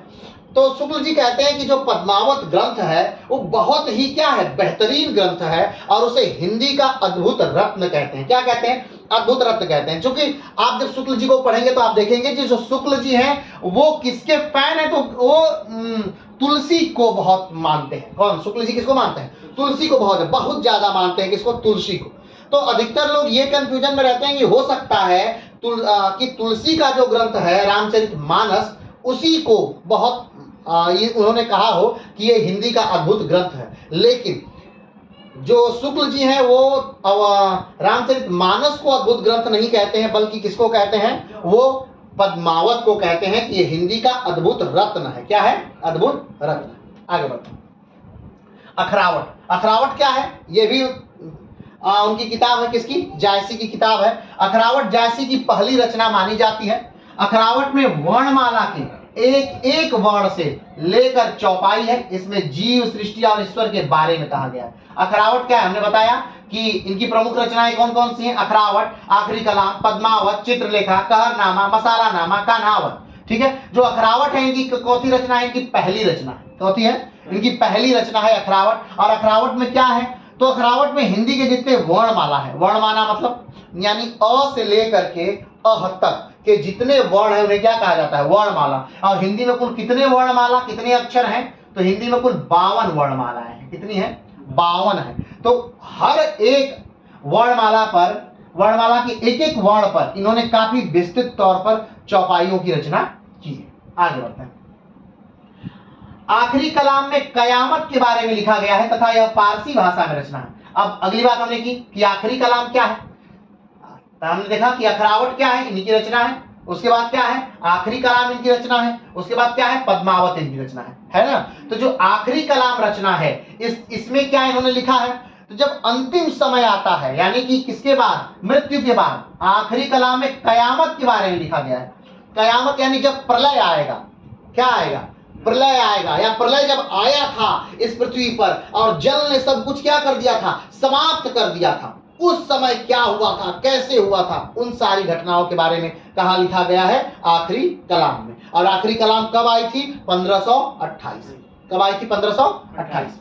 चल आगे बढ़ते हैं। आखिरी कलाम में जायसी बाबर की प्रशंसा करते हैं। बार बार पूछा जाता है कि आखिरी कलाम जो ग्रंथ है उसमें जायसी किसकी प्रशंसा करते हैं? तो उसमें बाबर की प्रशंसा करते हैं। हमने बात बताई थी कि बाबर भारत पे कब आक्रमण करता है? 1526। कब आक्रमण करता है? 1526 में बाबर भारत में आक्रमण करता है। वैसे तो हमने बताया कि बाबर का भारत पर जो 1526 वाला आक्रमण था वो 5वां आक्रमण था। इससे पहले बाबर कई बार आक्रमण कर चुका था, लेकिन दिल्ली के राजा इब्राहिम लोदी को पानीपत के मैदान में बाबर ने कब हराया था? तो 1526 के पानीपत के पहले युद्ध में बाबर ने क्या किया था? इब्राहिम लोदी को हराया ही नहीं था, बल्कि इब्राहिम लोदी को मार दिया था। और इब्राहिम लोदी जैसे ही मरता है, भारत में सल्तनत काल समाप्त हो जाता है, या यूं कहें तो लोदी वंश समाप्त हो जाता है और भारत में एक नया वंश प्रारंभ हो जाता है जिसे मुगल वंश के रूप में जानते हैं। और भारत में मुगल वंश प्रारंभ हो जाता है कब से? बाबर के आगमन, पानीपत के युद्ध के समाप्त होने से और इब्राहिम लोदी के मर जाने से। ठीक है, तो आखिरी कलाम में जो जायसी है, मलिक मोहम्मद जायसी, ये किसके बारे में बात किए हैं? तो बाबर के बारे में बात की है। किसके बारे में बात की है? बाबर के बारे में। हमने बताया कि कब लिखी गई थी आखिरी कलाम? तो 1528 में। और बाबर भारत में कब आता है? 1526 में। कब आता है? 1526 में। हमने बताया कि 1526 से उसने लगातार लड़ाइयां लड़ी थी। 1526 में, 1527 में, 1528 में और 1529 में। 1526 में कौन सा युद्ध? पानीपत का युद्ध। 27 में खानवा का युद्ध। 28 में चंदेरी का युद्ध। 1529 में घाघरा का युद्ध। और 1530 में बाबर मर जाता है। चलिए आगे बढ़ते हैं। जायसी अपने पुत्रों के मरने के बाद विरक्त हो गए तथा एक संत बन गए। जायसी हिंदी सूफी काव्य परंपरा के प्रवर्तक थे। हमने क्या कहा कि जायसी को कितने पुत्र थे? 7 पुत्र थे। कितने पुत्र थे? 7 पुत्र थे। और क्या हुआ कि जायसी अपने पुत्रों के साथ कमरे में थे, क्योंकि उस समय जायसी नहीं थे, और भूकंप आया और उनका घर क्या हो गया? गिर गया। और उसी घर के गिर जाने से कौन मर गया? उनके जो पुत्र थे उसी घर में दब के मर गए। इससे जायसी बहुत दुखी हुए और वो क्या हो गए? संत बन गए, साधु बन गए, सन्यासी बन गए। और किस धारा के? तो भक्ति काल के निर्गुण शाखा के प्रेम मार्गी धारा के कवि बन गए। आगे बढ़ते हैं। अब हम बात करने जा रहे हैं पद्मावत के बारे में। किसके बारे में? पद्मावत। पद्मावत क्या है? जायसी की एक किताब है या एक रचना है पद्मावत, जिसके कारण जायसी क्या हुए? बहुत प्रसिद्ध हुए, बहुत पॉपुलर हुए। तो उसी पद्मावत के बारे में आज हम क्या करने जा रहे हैं? बात करने जा रहे हैं। चलिए शुरू करते हैं। पद्मावत मसनवी शैली में लिखा गया एक ग्रंथ है। पद्मावत क्या है? मसनवी शैली में लिखा गया एक ग्रंथ है। अब बात करते हैं कि मसनवी शैली क्या है। तो फारसी भाषा में लिखने की एक शैली होती है, उसी को क्या कहते हैं? मसनवी शैली। इसमें क्या करते हैं? मसनवी शैली में क्या खास होता है? तो जो दोहे हैं, क्या है? दोहे, उनके आखिरी वाले शब्द, पहले दोहा का आखिरी वाला शब्द और उसके बाद के दोहे के पहला वाला शब्द वो तुकांत से जुड़े होते हैं। अंतिम शब्द क्या होते हैं? तुकांत से। यानी कि एक ऐसी कविता शैली है जिसमें दोहे का क्रम तुकांत द्वारा जोड़ा गया है। तुकांत मतलब क्या होता है? जैसे राम, तो राम का तुकांत क्या होगा? राम, श्याम, आम, दाम, बाम, जाम, काम, नाम, पाम। सब में क्या आ रहा है? म आ रहा है ना। आम, नाम, दाम, गाम, बाम, पाम, माम, तो सब में क्या आ रहा है? म आ रहा है। तो इसी ऐसे ही शब्द, जो भी ऐसे शब्द आएंगे वो सब क्या हो जाएंगे? तुकांत। किसी चीज को तुकांत में लिया जा सकता है। जैसे पल, तो पल का तुकांत क्या होगा? पल, चल, टल, बल, हल, खल, ये सब क्या आ गया? तुकांत हो गया। जैसे हमने कहा कमल, कमल का तुकांत कमल, महल, चहल, पहल, टहल, ये सब क्या? तुकांत है। तो तुकांत क्या होता है? तो जो मनस्वी शैली क्या है? तो मनस्वी शैली में क्या होते हैं? दो दोहे जो हैं वो इसी तुकांत द्वारा क्या होते हैं? जुड़े होते हैं। उसी को मनस्वी शैली कहते हैं। मसनवी और मसनवी शैली किस भाषा में होती है? तो फारसी भाषा में मसनवी शैली होती है। तो जो पद्मावत है वो कैसे लिखा गया है? मसनवी शैली में लिखा गया है। किस शैली में लिखा गया है? मसनवी शैली। यानी उसमें जो दोहे हैं उसमें जो वो कैसे हैं? ऐसे ही जुड़े हुए हैं, तुकांत से जुड़े हुए। आगे बढ़ते हैं। पद्मावत दोहा चौपाई शैली में लिखा गया है। दोहा मतलब जो 2 लाइनों का होता है उसे दोहा कहते हैं। जैसे कबीरा खड़ा बाजार में, मांगे सबकी खैर, एक लाइन, ना काहू से दोस्ती और ना काहू से बैर। ये क्या हो गया? 2 लाइन का है। तो 2 लाइन का जो भी होगा क्या होगा? वो दोहा होगा। जो चौपाई जो 4 लाइन की होगी उसे क्या कहेंगे? चौपाई कहेंगे। तो दोहा और तो पद्मावत जो ग्रंथ है वो मसनवी शैली में है। और कैसे लिखा गया है? तो दोहा और चौपाई शैली में लिखा गया है। कैसे लिखा गया है? दोहा और चौपाई शैली में लिखा गया है। आगे बात करते हैं। पद्मावत 58 खंडों में है। पद्मावत कितने खंडों में है? 58 खंड में। जैसे कि उदाहरण के तौर पे जब भी कोई किताब आप पढ़ते हैं, क्या पढ़ते हैं? किताब पढ़ते हैं तो उसमें चैप्टर होता है ना। तो एक किताब में अधिकतम कितना चैप्टर होता है? 12, 13 या 14, यही चैप्टर होते हैं। तो उसी प्रकार जो पद्मावत है उसमें वो कितने खंडों में विभक्त है? 58। कितने? 58 खंडों में क्या है? विभक्त है। पद्मावत का तीसरा खंड नागमती का वियोग है। तीसरा खंड क्या है? नागमती का वियोग। हमें लगता है कक्षा 12 में नागमती का वियोग ही है। ठीक है। अब नागमती का वियोग क्या है? पद्मावत का तीसरा खंड नागमती का वियोग है। तो नागमती के वियोग को जानने के लिए आपको जानना होगा पद्मावत की कहानी। तो पद्मावत की कहानी क्या है उसको हम बात करेंगे। आप बस याद रखिएगा कि जो नागमती का वियोग है वो किस खंड में है? तो नागमती का वियोग जो है वो तीसरे खंड में है। तीसरा खंड, किसरे खंड में? तीसरे खंड में नागमती का वियोग है। नागमती कौन है? तो नागमती रतन सिंह की पत्नी है। पूरी जब पद्मावत की कहानी हम बताएंगे, इसी लेक्चर में बताएंगे, लास्ट में बताएंगे, तो उस समय हम इसको बता देंगे कि नागमती का वियोग क्या है। आगे बढ़ते हैं। नागमती में 12 मासा का वर्णन है। नागमती में, अब जो नागमती है, रतन सिंह की पत्नी है नागमती, वो विरह वेग में है। तो 12 मासा का वर्णन हो रहा है। 12 मासा यानी 12 महीनों का वर्णन हो रहा है। क्या वर्णन हो रहा है? 12 महीनों का, कि हर महीने में वो कैसे कैसे तड़प रही है। किसके लिए तड़प रही है? अपने पति के लिए। पति कौन? राजा रतन सिंह के लिए तड़प रही है। क्यों? क्योंकि राजा रतन सिंह दूर गए हैं। कहाँ गए हैं? श्रीलंका गए हैं, इसलिए वो तड़प रही है। चलिए ठीक है, आगे बढ़ते हैं। पद्मावत की रचना जायसी के प्रसिद्धि का मूल कारण है। इस ग्रंथ में पद्मिनी के प्रेम का रोचक वर्णन हुआ है। ठीक है, हमने पहले बताया पद्मावत की रचना ही के लिए प्रसिद्ध हुए कौन? मलिक मोहम्मद जायसी, पद्मावत की वजह से प्रसिद्ध हुए। इस ग्रंथ में पद्मिनी के प्रेम का, अब इस ग्रंथ में लिखा क्या गया है, क्या है पद्मावत में? तो पद्मावत में जो है वो पद्मिनी और रतन सिंह के प्रेम के बारे में, यानी किस प्रकार से रतन सिंह जो हैं वो प्रेम करने लगते हैं, किससे? पद्मिनी से। और फिर पद्मिनी को लेने के लिए कहाँ जाते हैं? श्रीलंका जाते हैं। वहां से फिर उनके पिता जब नहीं मानते हैं, किस प्रकार से उनसे लड़ते हैं, भिड़ते हैं, और पद्मिनी को लेकर के फिर कहाँ आते हैं? राजस्थान आते हैं, चित्तौड़ आते हैं। और फिर कैसे खिलजी आक्रमण करता है, रतन सिंह को लेकर चला जाता है, वो सारी घटनाओं का वर्णन, यानी प्रेम ग्रंथ है एक तरह से क्या? पद्मावत। आगे बढ़ते हैं। पद्मावत में ही नागमती के विरह वियोग का वर्णन है। हमने बताया विरह वियोग का वर्णन है। कब वर्णन है? तो तीसरा खंड जो है वो नागमती का विरह वियोग का वर्णन है। इसकी भाषा शैली ठेठ है। हमने पहले ही कहा जो पद्मावत है उसकी भाषा क्या है? ठेठ है। ठेठ माने ठेठ अवधि। अवधि कहाँ बोली जाती है? अवध वाले क्षेत्र में। और कौन से क्षेत्र को अवध वाला क्षेत्र कहते हैं? फैजाबाद, गोंडा, बहराइच, बलरामपुर, बस्ती, लखनऊ, अयोध्या, ये सारा क्षेत्र जो क्या है, कौन सा क्षेत्र है? ये अवध क्षेत्र है। कौन सा क्षेत्र है? अवध क्षेत्र है। और अवध में कौन जन्म लिया था? श्री राम जन्म लिए थे। कौन जन्म लिया था? श्री राम जन्म लिए थे। इसीलिए इस क्षेत्र को क्या कहा जाता है? अवध क्षेत्र कहा जाता है। और अवध वाला जो क्षेत्र है, इस यहाँ कौन सी भाषा बोली जाती है? अवधी भाषा बोली जाती है। कौन सी भाषा बोली जाती है? अवधी। और जो राम भगवान को मानने वाले लोग हैं वो किस भाषा में लिखते हैं? अवधी भाषा में लिखते हैं। तो बताइए जो कृष्ण भगवान को मानने वाले लोग हैं वो किस भाषा में लिखते हैं? ब्रज में लिखते हैं। कृष्ण को मानने वाले ब्रज में लिखते हैं, राम को मानने वाले अवधि में लिखते हैं। ध्यान दीजिएगा। चलिए आगे बढ़ते हैं। इस ग्रंथ में आगे बढ़ते हैं।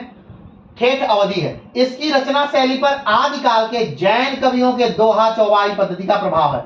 पद्मावत ग्रंथ जो है उस पर किसका प्रभाव है? तो आदिकालीन काल में जो जैन महर्षि थे, जैन यानी जो जैनी होते हैं, जो शुरुआत में जिन ऋषभ देव जिनके संस्थापक थे, बाद में जो महावीर स्वामी रहे उनके 24वें तीर्थकर, वो उसको काफी उच्चता प्रदान करते हैं। और जैन धर्म जो है बाद में आकर के 2 भागों में बढ़ जाता है, एक श्वेतांबर, एक दिगंबर। दिगंबर लोग जो हैं वो निर्वस्त्र रहते हैं, नंगे रहते हैं, और श्वेतांबर जो है वो सफेद कपड़े पहनते हैं। चलिए आगे बढ़ते हैं। जायसी को प्रेम के पीर का कवि कहते हैं। प्रेम का पीर के कवि। प्रेम यानी प्रेम मतलब समझ रहे हैं आप? प्रेम के पीर का कवि। पीर माने होती है विरह, यानी कि तड़प। तो प्रेम की तड़प के कवि हैं कौन? जायसी। यानी अब प्रेम में बहुत क्या करते हैं, बहुत ज्यादा तड़प वाली बात बताते हैं। कौन? मलिक मोहम्मद जायसी। इसीलिए उनके प्रेम के पीर का कवि कहा जाता है। आगे बढ़ते हैं। पद्मावत में 7 अर्धालु के बाद एक दोहा आया है। क्या आया है? 7 अर्धालु के बाद एक दोहा आता है। किसमें? पद्मावत में। आगे बढ़ते हैं। जायसी के पद्मावत में 12 मासा का प्रारंभ आषाढ़ माह से शुरू हुआ है। जैसे कि हिंदी के महीने कितने हैं? 12 महीने। कितने महीने हैं? 12 महीने। जैसे हिंदी के महीनों का नाम बताइए, बताइए हिंदी के महीनों का नाम। हाँ बताइए, हिंदी के महीनों का नाम बताइए। चैत, सार, सावन, भादो, मतलब है ना ये महीना। तो उसी में जो जायसी का महीना है उनके 12 मासे में जो शुरू होता है वो आषाढ़ मास से प्रारंभ हो रहा है। लेकिन आषाढ़ मास से महीना प्रारंभ नहीं होता है। महीना हिंदी का प्रारंभ होता है चैत्र से। कैसे शुरू होता है? चैत्र से। लेकिन जो जायसी की रचना है पद्मावत, और उसमें जो 12 मासा का वर्णन है, उसमें रचना कहाँ से प्रारंभ, उसमें उनका महीना कहाँ से प्रारंभ होता है, आषाढ़ मास से। कहाँ से प्रारंभ हो रहा है, आषाढ़ मास से। आगे बढ़ते हैं। शुक्ल मानते हैं कि पद्मावत का पूर्वार्ध कल्पना है और उत्तरार्ध ऐतिहासिक है। यानी कि जो रामचंद्र शुक्ल हैं वो कहते हैं कि जो पद्मावत ग्रंथ है शुरू में जो लिखा गया है बस कल्पना है, उसके सच्चाई नहीं है, लेकिन लास्ट में जो लिखा गया है वो क्या है, वो सही बात है, वो सही बात है। ये कौन कहता है, आचार्य रामचंद्र शुक्ल कहते हैं। चलिए पद्मावत के ऐतिहासिकता पर भी हम लोग बात करेंगे कि क्या ये जो ग्रंथ है, जो ग्रंथ लिखा गया है, क्या ये सही है या गलत है, ये भी हम बात करेंगे, लेकिन लास्ट में। आगे बढ़ते हैं। कहा जाता है कि जायसी के आशीर्वाद से अमेठी के नरेश के यहाँ पुत्र का जन्म हुआ, तब से उनका अमेठी राजवंश में सम्मान बढ़ गया। अमेठी राजवंश में जो था उत्तर प्रदेश का जो जिला है अमेठी, वहाँ एक राजा साहब रहते थे, अमेठी राजवंश के नाम से जाना जाता था। तो राजा साहब को पुत्र नहीं हो रहा था, क्या नहीं हो रहा था, लड़का नहीं हो रहा था। तो मलिक मोहम्मद जायसी ने उनको आशीर्वाद दिया था, तब तो उनको क्या हो गया, लड़का हो गया। और जब उनको लड़का हुआ तभी से जायसी का वहां सम्मान क्या हो गया, बहुत ज्यादा मान जान होने लगा कि भाई साहब इनके कहने से क्या हो जाता है, लड़का हुआ तो इनका क्या है, मान जान होना शुरू हो गया था। आगे बढ़ते हैं। हुआ था अमेठी के राजवंश सम्मान बढ़ गया था। जीवन के अंतिम दिनों में जायसी अमेठी से कुछ दूर मगरा नाम के वन में साधना किया करते थे। कहाँ साधना किया करते थे, मगरा में। तो हुआ क्या, हमने आपको बताया ही था कि जायसी के जो पुत्र थे वो घर में दब के मर गए थे, तब से ये क्या बन गए थे, संत बन गए थे, साधु बन गए थे। और अमेठी से बाहर जो जंगल था मगरा नाम का, उसी में क्या करते थे, रहा करते थे। कौन, जायसी जी, मलिक मोहम्मद जायसी जी उसी मगरा में रहा करते थे। एक दिन क्या हुआ कि ये बैठ के अपना पूजा पाठ कर रहे थे, तभी किसी ने इनको गोली मार दी, या गोली मार दी, कोई कोई कहता है तीर मार दी, जो भी, वहीं पर इनकी क्या हो गई, मृत्यु हो गई। कहा जाता है कि अब कुछ लोग मानते ये हैं कि ये जो थे वो रोज शेर बन जाते थे। क्या बन जाते थे, शेर बन जाते थे, हमेशा शेर बन जाते थे, और शेर बन के शिकार उकार करते थे। तो एक दिन शेर बन के गुर्रा रहे थे, तब तक एक शिकारी इनको क्या मार दिया, गोली मार दिया, और ये क्या हो गए, मर गए, फिर अपने रूप में आ गए। लेकिन अब ये तो बस किदवंती हो सकती है, सही तो नहीं हो सकता है। तो बात यह है कि कहीं से शेर की आवाज आ रही थी, और शेर शिकारी ने सोचा कि यहाँ पर क्या बैठा है, शेर बैठा है, और उसने मारा और जायसी जी मर गए। चलिए, तो इस प्रकार से जायसी जी की का अंत होता है। आगे बात करते हैं कि जायसी की जो रचनाएं हैं, जो उन्होंने लिखा है, उसमें जायसी की भाषा कैसी है, किस भाषा में उन्होंने लिखा है। तो हमने पहले ही बात की कि जायसी ने किस भाषा में लिखा है, जायसी ने किस भाषा में लिखा है, अवधी में लिखा है। किस भाषा में लिखा है, अवधी। और अवधी में से कौन सी अवधी, ठेठ अवधी। कौन सी अवधी, ठेठ अवधी में जायसी ने क्या किया है, रचना की है। ठीक है, तो जायसी की भाषा ठेठ अवधी है। भाषा सरल और मधुर है। भाषा क्या है, आसान है। जायसी की भाषा क्या है, आसान है। जायसी की जब रचना को आप पढ़ेंगे, आसान भाषा से क्या तात्पर्य है, आसान, हम कहें आसान भाषा है, और जो इसको नहीं कभी पढ़ा है उसके लिए कैसी भाषा, उसके लिए तो कठिन ही हो जाएगी ना। अब मान लीजिए हम चाइनीज भाषा में कुछ लिख कर देते हैं और कहेंगे कि आसान भाषा है, तो क्या आपके समझ में आएगा, नहीं समझ में आएगा। तो स्वाभाविक बात है, अगर आपके समझ में आ रहा है तो आसान भाषा, अगर आपके समझ में नहीं आ रहा है तो क्या है, कठिन भाषा है। तो ये किसके लिए आसान है, जो इसको पढ़ता है, जो अवधि समझ सके, उसके लिए क्या है, आसान भाषा है। लेकिन जो अवधि जानता ही नहीं है, जो हिंदी जानता ही नहीं, उसके लिए तो एक कठिन ही भाषा हुई। चलिए आगे बात करते हैं। तो भाषा सरल और मधुर है। भाषा प्रौढ़ और गंभीर है। प्रौढ़ यानी कि इसमें काफी भाव है। भाषा में क्या है, भाव है। भाषा ओछी नहीं है, प्रौढ़ है, बहुत ही पुरानी भाषा है एक तरह से। ठीक है, प्रौढ़ है और गंभीर है, मतलब कि उछलापन नहीं है, बहुत गंभीरता है भाषा में, गंभीर है। भाषा में कविता, लोकोक्तियों का क्या हुआ है, प्रयोग हुआ है। भाषा में क्या प्रयोग हुआ है, कविता का प्रयोग हुआ है, लोकोक्तियों का प्रयोग। लोकोक्तियां नहीं, जो हमारे जनजीवन में बार बार बोली जाती है वो लोकोक्तियां हैं, तो उसका प्रयोग किया गया है। आगे बढ़ते हैं। जायसी की पूरी काव्य भाषा पर ही लोक संस्कृति का प्रभाव है। यानी कि जो लोक संस्कृति ये अवध वाले क्षेत्र का है, उसका पूरा प्रभाव कहाँ है, जायसी की जो रचनाएं हैं उस पर पड़ी है। आगे बढ़ते हैं। जायसी की भाषा में कहीं कहीं फारसी शब्दों का भी प्रयोग होता है। जैसी की भाषा में और कौन कौन शब्द आते हैं? फारसी। अब ये फारसी क्या है? तो फारसी भी एक भाषा है। फारसी क्या है? एक भाषा है। तो जैसे लिखते हैं अवधि में लिखते हैं, लेकिन जगह जगह कौन से शब्द डाल देते हैं? फारसी के शब्द डाल देते हैं। अब फारसी क्या है? भाषा है। कहाँ की भाषा है? फारस की भाषा है। अब फारस कहाँ है? वर्तमान में फारस नामक कोई देश नहीं है। फारस नामक वर्तमान समय में ईरान को कहते हैं फारस या पारस, फारस या पर्शिया। ठीक है, किस देश को कहते हैं? ईरान को कहते हैं। किस देश को कहते हैं? ईरान को कहते हैं। अगर हम बात करें कि ईरान कहाँ है, तो इस मैप में आप देख सकते हैं। ठीक है, इधर वाला जो क्षेत्र है ना, यही क्या क्षेत्र है? यही ईरान वाला क्षेत्र है। यही क्षेत्र क्या है? यहाँ ईरान नामक देश वर्तमान समय में है। चलिए, तो फारसी भाषा का क्या कर देते हैं? वो प्रयोग कर देते हैं। कहाँ? जगह जगह अपने काव्य में फारसी भाषा का भी प्रयोग कर देते हैं। आगे बढ़ते हैं। अलंकार क्या है? ठीक है, तो जायसी की रचनाओं में अनुप्रास अलंकार है। कौन सा अलंकार है? अनुप्रास अलंकार है। अनुप्रास अलंकार अगर हम बताएंगे तो बहुत ज्यादा समय लगेगा, तो आप हिंदी में की किताबों में अनुप्रास अलंकार देख लीजिएगा किसे कहते हैं।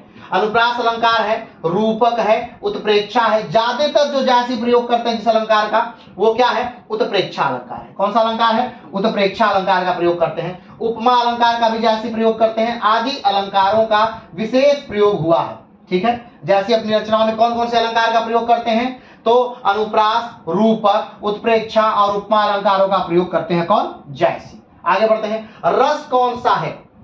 जैसी जो चीज लिखते हैं, जो ग्रंथ लिखे हैं, जो पद्मावत लिखे हैं, उसमें कौन कौन सा रस है? ठीक है, तो जैसी की रचनाओं में शांत, विभत्स, वीर, करुण आदि रसों का भी प्रयोग हुआ है। अब बात करते हैं रस। रस को एक शब्द में हम जानते हैं, कई बार हम बता चुके हैं कि रस कितने हैं। लगभग 10 प्रकार के रसों का वर्णन अधिकतर आता है कि 10 प्रकार के जो रस है या 11 प्रकार के रस है। कौन कौन से रस होते हैं? तो रौद्र भयानक वीर रस, करुण हास्य श्रृंगार, अद्भुत शांत विभत्स रस, ये 9 रस हुए। और 10वां वात्सल्य और 11वां भक्ति रस है। ठीक है, कितने रस है? लगभग 11 रसों पे बात कवि करते हैं। वैसे कुछ कुछ कवियों का मानना है कि 15 रस भी हैं, लेकिन मुख्यतः कितने रस हैं? 11 रस। आगे बढ़ते हैं। छंद कौन से हैं? तो जायसी ने दोहा, चौपाई जैसे सरल छंदों का प्रयोग किया है। उनकी चौपाई 4 चरण वाली नहीं है, बल्कि जायसी ने उनकी चौपाई 4 चरण वाली नहीं है, बल्कि जायसी ने 2 चरण वाली अर्धाली को ही चौपाई माना है। क्लियर है? यानी कि चौपाई उनकी जो है 4 चरण वाली, 4 पंक्ति वाली नहीं है। उनकी चौपाई भी 2 पंक्ति वाली ही है। किसकी? जायसी। चलिए आगे बढ़ते हैं।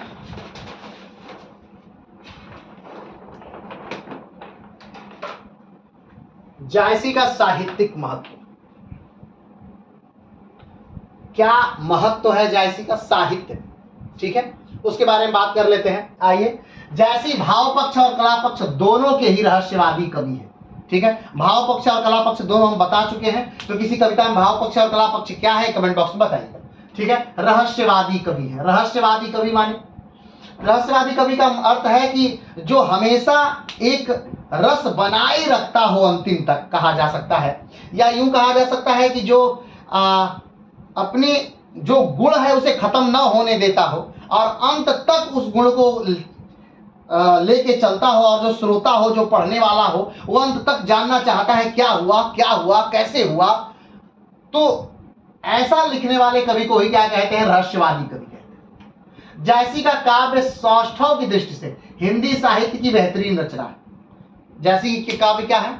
हिंदी साहित्य की बेहतरीन रचना। इससे बढ़िया रचना ज्यादातर नहीं मिलती है। किसकी रचना से बढ़िया? जायसी की रचना से बढ़िया। जायसी का विरह वर्णन अत्यंत मर्मस्पर्शी है। विरह वर्णन मतलब दूर होना। जब एक प्रेमी एक प्रेमिका से क्या होती है? दूर होती है, अलग होती है, तो वो क्या होता है? विरह होता है। वो क्या होता है? विरह होता है। तो जो जैसी क्या अच्छा लिखते हैं, तो विरह वर्णन, यानी कि जब प्रेमी प्रेमिका दूर होते हैं, उसी को जैसी क्या करते हैं? बहुत अच्छे से लिखते हैं, उसी को कहते हैं विरह वर्णन। जायसी रहस्यवादी कवि है, बात हो चुकी है। जायसी के रहस्यवाद की सबसे बड़ी विशेषता उसकी प्रेम मूलक भावना है।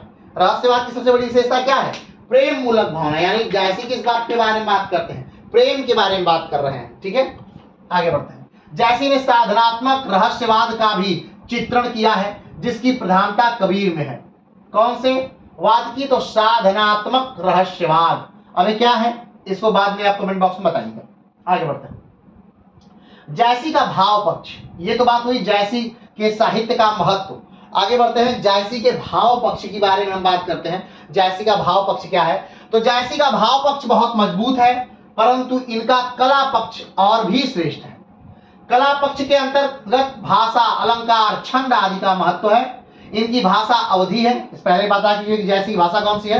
अवधी है। इसमें बोलचाल की लोक भाषा का उत्कृष्ट भाव व्यंजन रूप में देखा जा सकता है। लोक पंक्तियों के प्रयोग से इसमें और श्रेष्ठता आई है। अलंकार का प्रयोग स्वाभाविक किया गया है। ठीक है। जायसी में चमत्कार पूर्ण कथन की प्रवृत्ति जायसी में नहीं है। दोहा और चौपाई जायसी के प्रधान छंद हैं। जायसी ने पद्मावत में नायिका का नक्शीस वर्णन किया है। कौन सा वर्णन किया है? किसका वर्णन किया है जायसी ने पद्मावत में? नायिका। नायिका मतलब लड़की, जो मुख्य पात्र लड़की का है। ठीक है, उसका नाम क्या है? वो नायिका है। और उसका कैसा वर्णन किया है? नक्शीस वर्णन। नक्शीस वर्णन मतलब यानी नखून से लेकर के बाल तक का वर्णन। उसकी आंख कैसी है, उसकी नाक कैसी है, उसकी भौहें कैसी हैं, उसके पेट कैसा है, पैर कैसा है, आंखों नाखून कैसा है, बाल कैसा है, हाथ कैसा है, मुंह कैसा है, दांत कैसा है, सारी चीज के बारे में लिखा है। किसने? जायसी ने। जब किसी लड़की के बारे में सब चीज के बारे में लिखा जाता है तो क्या कहलाता है? नक्शीस वर्णन। ठीक, तो नक्शीस वर्णन क्या है? नक्शीस वर्णन का अर्थ है कि नाखून से लेकर बाल तक का वर्णन करना ही नक्शीस वर्णन कहलाता है।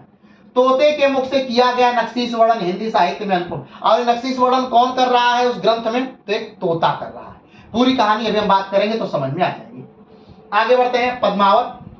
पद्मावत के बारे में सारी बातें एक लाइन में हम लोग देख लें तो पद्मावत कब लिखी गई? तो 1540 में। कब लिखी गई?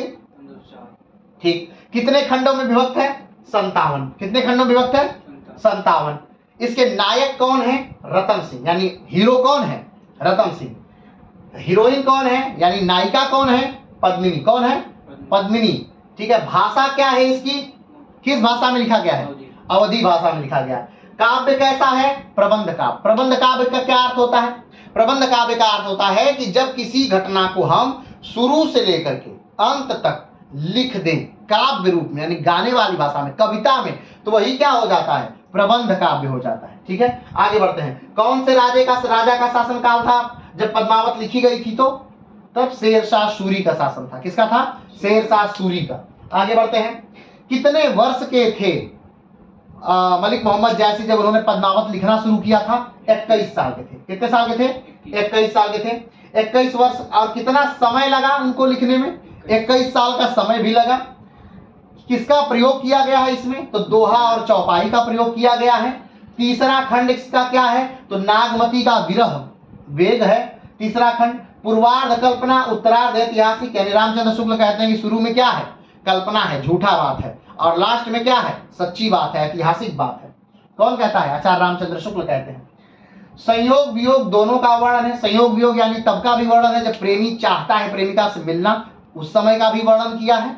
और जब प्रेमी प्रेमिका से मिल लेता है उस समय का भी वर्णन पद्मावत में है।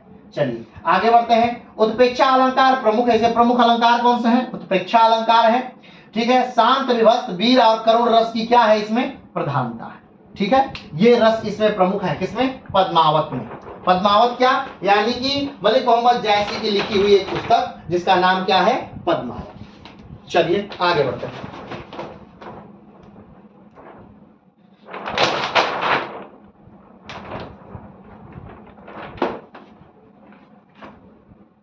जायसी और पद्मावत पर विद्वानों की राय, यानी अलग अलग लोग जो हैं वो पद्मावत को लेकर क्या कहते हैं, क्या कह रहे हैं, उस बात को भी यहाँ थोड़ा सा हम लोग जान लेते हैं। इसके बारे में कुछ व्याख्या नहीं करनी है, बस इसको थोड़ा सा सुन लेना है कि आचार्य रामचंद्र शुक्ल क्या कहते हैं पद्मावत पर।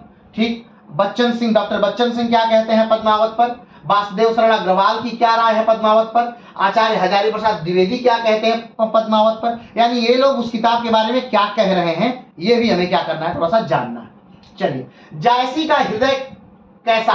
कोमल और प्रेम से की पीर से भरा हुआ है। जायसी का हृदय कैसा है? कोमल है। कैसा है? कोमल है। और प्रेम की पीर से क्या हुआ है? भरा हुआ। पीर माने दर्द, यानी प्यार के दर्द से क्या हुआ है? जायसी का हृदय यानी दिल क्या है? भरा हुआ है। पद्मावत हिंदी काव्य क्षेत्र में एक अद्भुत रत्न है। किसने कहा था? आचार्य रामचंद्र शुक्ल ने कहा था। क्या कहा था? कि पद्मावत क्या है? हिंदी काव्य की एक अद्भुत रचना है। कौन सी? पद्मावत। कौन सी? पद्मावत हिंदी काव्य की एक अद्भुत रचना है। आगे बढ़ते हैं। हिंदी हृदय और मुसलमान हृदय आमने सामने करके अजनबीपन मिटाने वालों में इन्हीं का आदर्श तुलसी है। लेकिन रामचंद्र शुक्ल ने यह टिप्पणी पद्मावत के लिए की है। ठीक है, आचार्य रामचंद्र शुक्ल के लिए क्या कहा जाता ने क्या कहा है पद्मावत के लिए? उन्होंने कहा है कि वो मुसलमान थे। क्या थे? मुसलमान थे। लेकिन उन्होंने जिस घटना के बारे में लिखा वो किसके बारे में है? एक हिंदू राजा के बारे में। किसके बारे में है? एक हिंदू राजा के बारे में है। तो हिंदू और मुसलमान का भेदभाव इन्होंने क्या किया? जायसी ने मिटा दिया। इस रचना से लिख करके इन्होंने क्या किया? हिंदू और मुस्लिम का भेदभाव इन्होंने मिटा दिया। और जो कहते हैं कि एक अद्भुत रत्न है, ये किसके लिए कहा? मलिक मोहम्मद जायसी की रचना पद्मावत के लिए कहा। किसने? आचार्य रामचंद्र शुक्ल ने। चलिए आगे बढ़ते हैं। इन्होंने मुसलमान होकर हिंदुओं की कहानियां हिंदुओं की बोली में पूरी तरह से सहृदयता से कहकर उनके जीवन की मर्मस्पर्शी अवस्थाओं के साथ अपने हृदय का पूर्ण सामंजस्य दिखा दिया है। यानी मुसलमान थे, फिर भी उन्होंने किसके बारे में लिखा? हिंदुओं के बारे में लिखा, और दोनों के हृदय को एकदम क्या किया? मिला दिया। और कहीं ये प्रतीत नहीं हो रहा है कि लिखने वाला कौन है? मुसलमान है। कहीं भी प्रतीत नहीं हो रहा है। आगे बढ़ते हैं। कबीर ने केवल भिन्न प्रतीत होती हुई परिच्छता की, सत्ता की, रक्त का आभास दिया था। प्रत्यक्ष जीवन का दृश्य सामने रखने की आवश्यकता बनी थी और वह जायसी द्वारा प्रस्तुत की गई। आचार्य रामचंद्र शुक्ल कहते हैं कि अभी कबीर के आने के बाद भी एक ऐसा आदमी चाहिए था जो कि सारी बातों को और जोड़ सके, और वो कार्य किसने कर दिया? मलिक मोहम्मद जायसी ने कर दिया। आचार्य रामचंद्र शुक्ल सूफी काव्य को विदेशी धरती का बताते हैं। आचार्य रामचंद्र शुक्ल क्या करते हैं? सूफी काव्य को किस धरती का बताते हैं? विदेशी धरती का। उन्होंने कहा कि जो सूफी काव्य है वो हिंदुस्तानी धरती का नहीं है। लेकिन जो हजारी प्रसाद द्विवेदी हैं वो कहते हैं भाई साहब कहीं न कहीं सूफी काव्य का जो जन्म हुआ है वो भारत से ही हुआ है। कहां से हुआ है? भारत से ही हुआ है। आगे जायसी की रचना पद्मावत के बारे में क्या कहा गया है? किसने? वासुदेव शरण अग्रवाल की क्या राय है पद्मावत के बारे में देख लेते हैं। तो जायसी की अवधी भाषा शास्त्रियों से लिए स्वर्ग है। अवधी भाषा जो है वो काव्य के लिए स्वर्ग है, जहां उसकी रुचि की अपरिमित सामग्री सुरक्षित है। मैथिली के लिए जो स्थान विद्यापति का है, मराठी के लिए जो महत्व ज्ञानेश्वरी का है, वही महत्व अवधी के लिए जायसी की भाषा का है। अवधी के लिए जायसी का। ठीक है, आगे बढ़ते हैं। आचार्य हजारी प्रसाद द्विवेदी की क्या राय है? वो क्या कहते हैं इस ग्रंथ के बारे में? तो रत्नसेन प्रेमी का आदर्श है। रत्नसेन यानी कि जो नायक है रतन सिंह, रत्नसेन प्रेमी का आदर्श है। और नागमती, कौन? नागमती प्रतिव्रता का। किंतु जीवन की बहुमुखी परिस्थितियों के पड़ने पर इनका कौन सा रूप निखरेगा यह स्पष्ट नहीं हो सका। सर्वत्र एक सामान्यीकरण का प्रयास है। हजारी प्रसाद द्विवेदी सूफी को भारतीय परंपरा से जोड़ते हैं। आगे बढ़ते हैं। बच्चन सिंह क्या कहते हैं? बच्चन सिंह कहते हैं पद्मावती के प्रति रत्नसेन का ढोंग साधनात्मक है। नागमती का प्रेम रत्न सिंह के प्रति गृहस्थी वाला है। कौन सा प्रेम है? गृहस्थी वाला, यानी जो सामान्य जीवन बिताया जाता है वो प्रेम। अतः मनस्वी परंपरा का भारतीय परंपरा से भेद है। कौन सी परंपरा? मनस्वी परंपरा। मनस्वी परंपरा यानी हमने बताया था कि ये फारसी भाषा में प्रयोग होता है और इसमें दो दोहों को जोड़ने के लिए तुकांत का प्रयोग किया जाता है। जीवन के विरुद्ध मृत्यु और मृत्यु के बीच जीवन है, संघर्ष का नाम है पद्मावत। जीवन के विरुद्ध मृत्यु और मृत्यु के बीच जीवन के संघर्ष का नाम क्या है? पद्मावत। ये कौन कहते हैं? बच्चन सिंह कहते हैं। ठीक, ये बात हो गई किसके बारे में? पद्मावत के बारे में। अलग अलग विद्वानों ने क्या कहा है, क्या ओपिनियन दिया है वो। चलिए आगे बढ़ते हैं।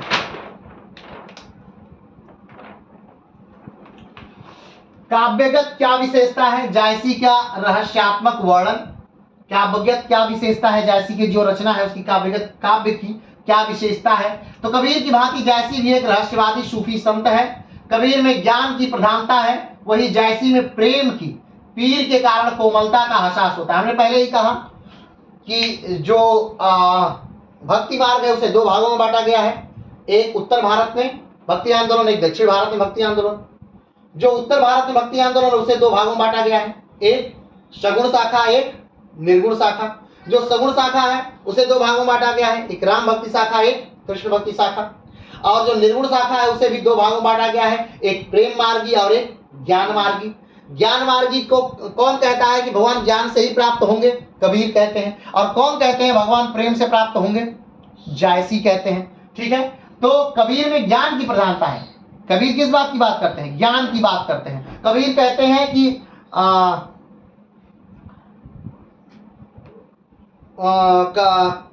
कबीर अपनी रचनाओं में धर्म पर कुठाराघात करते हैं। किस पर, अलग अलग धर्म पर। और जो जायसी हैं वो बात करते हैं कि प्रेम पर बात करते हैं। किस पर बात करते हैं, प्रेम के बारे में बात करते हैं। कैसे, किस प्रकार से, तो कबीर कहते हैं कि पाथर पूजे हरि मिले तो मैं पूजू पहाड़, और घर की चकिया कोई न पूजे जिसे पीस खाए संसार।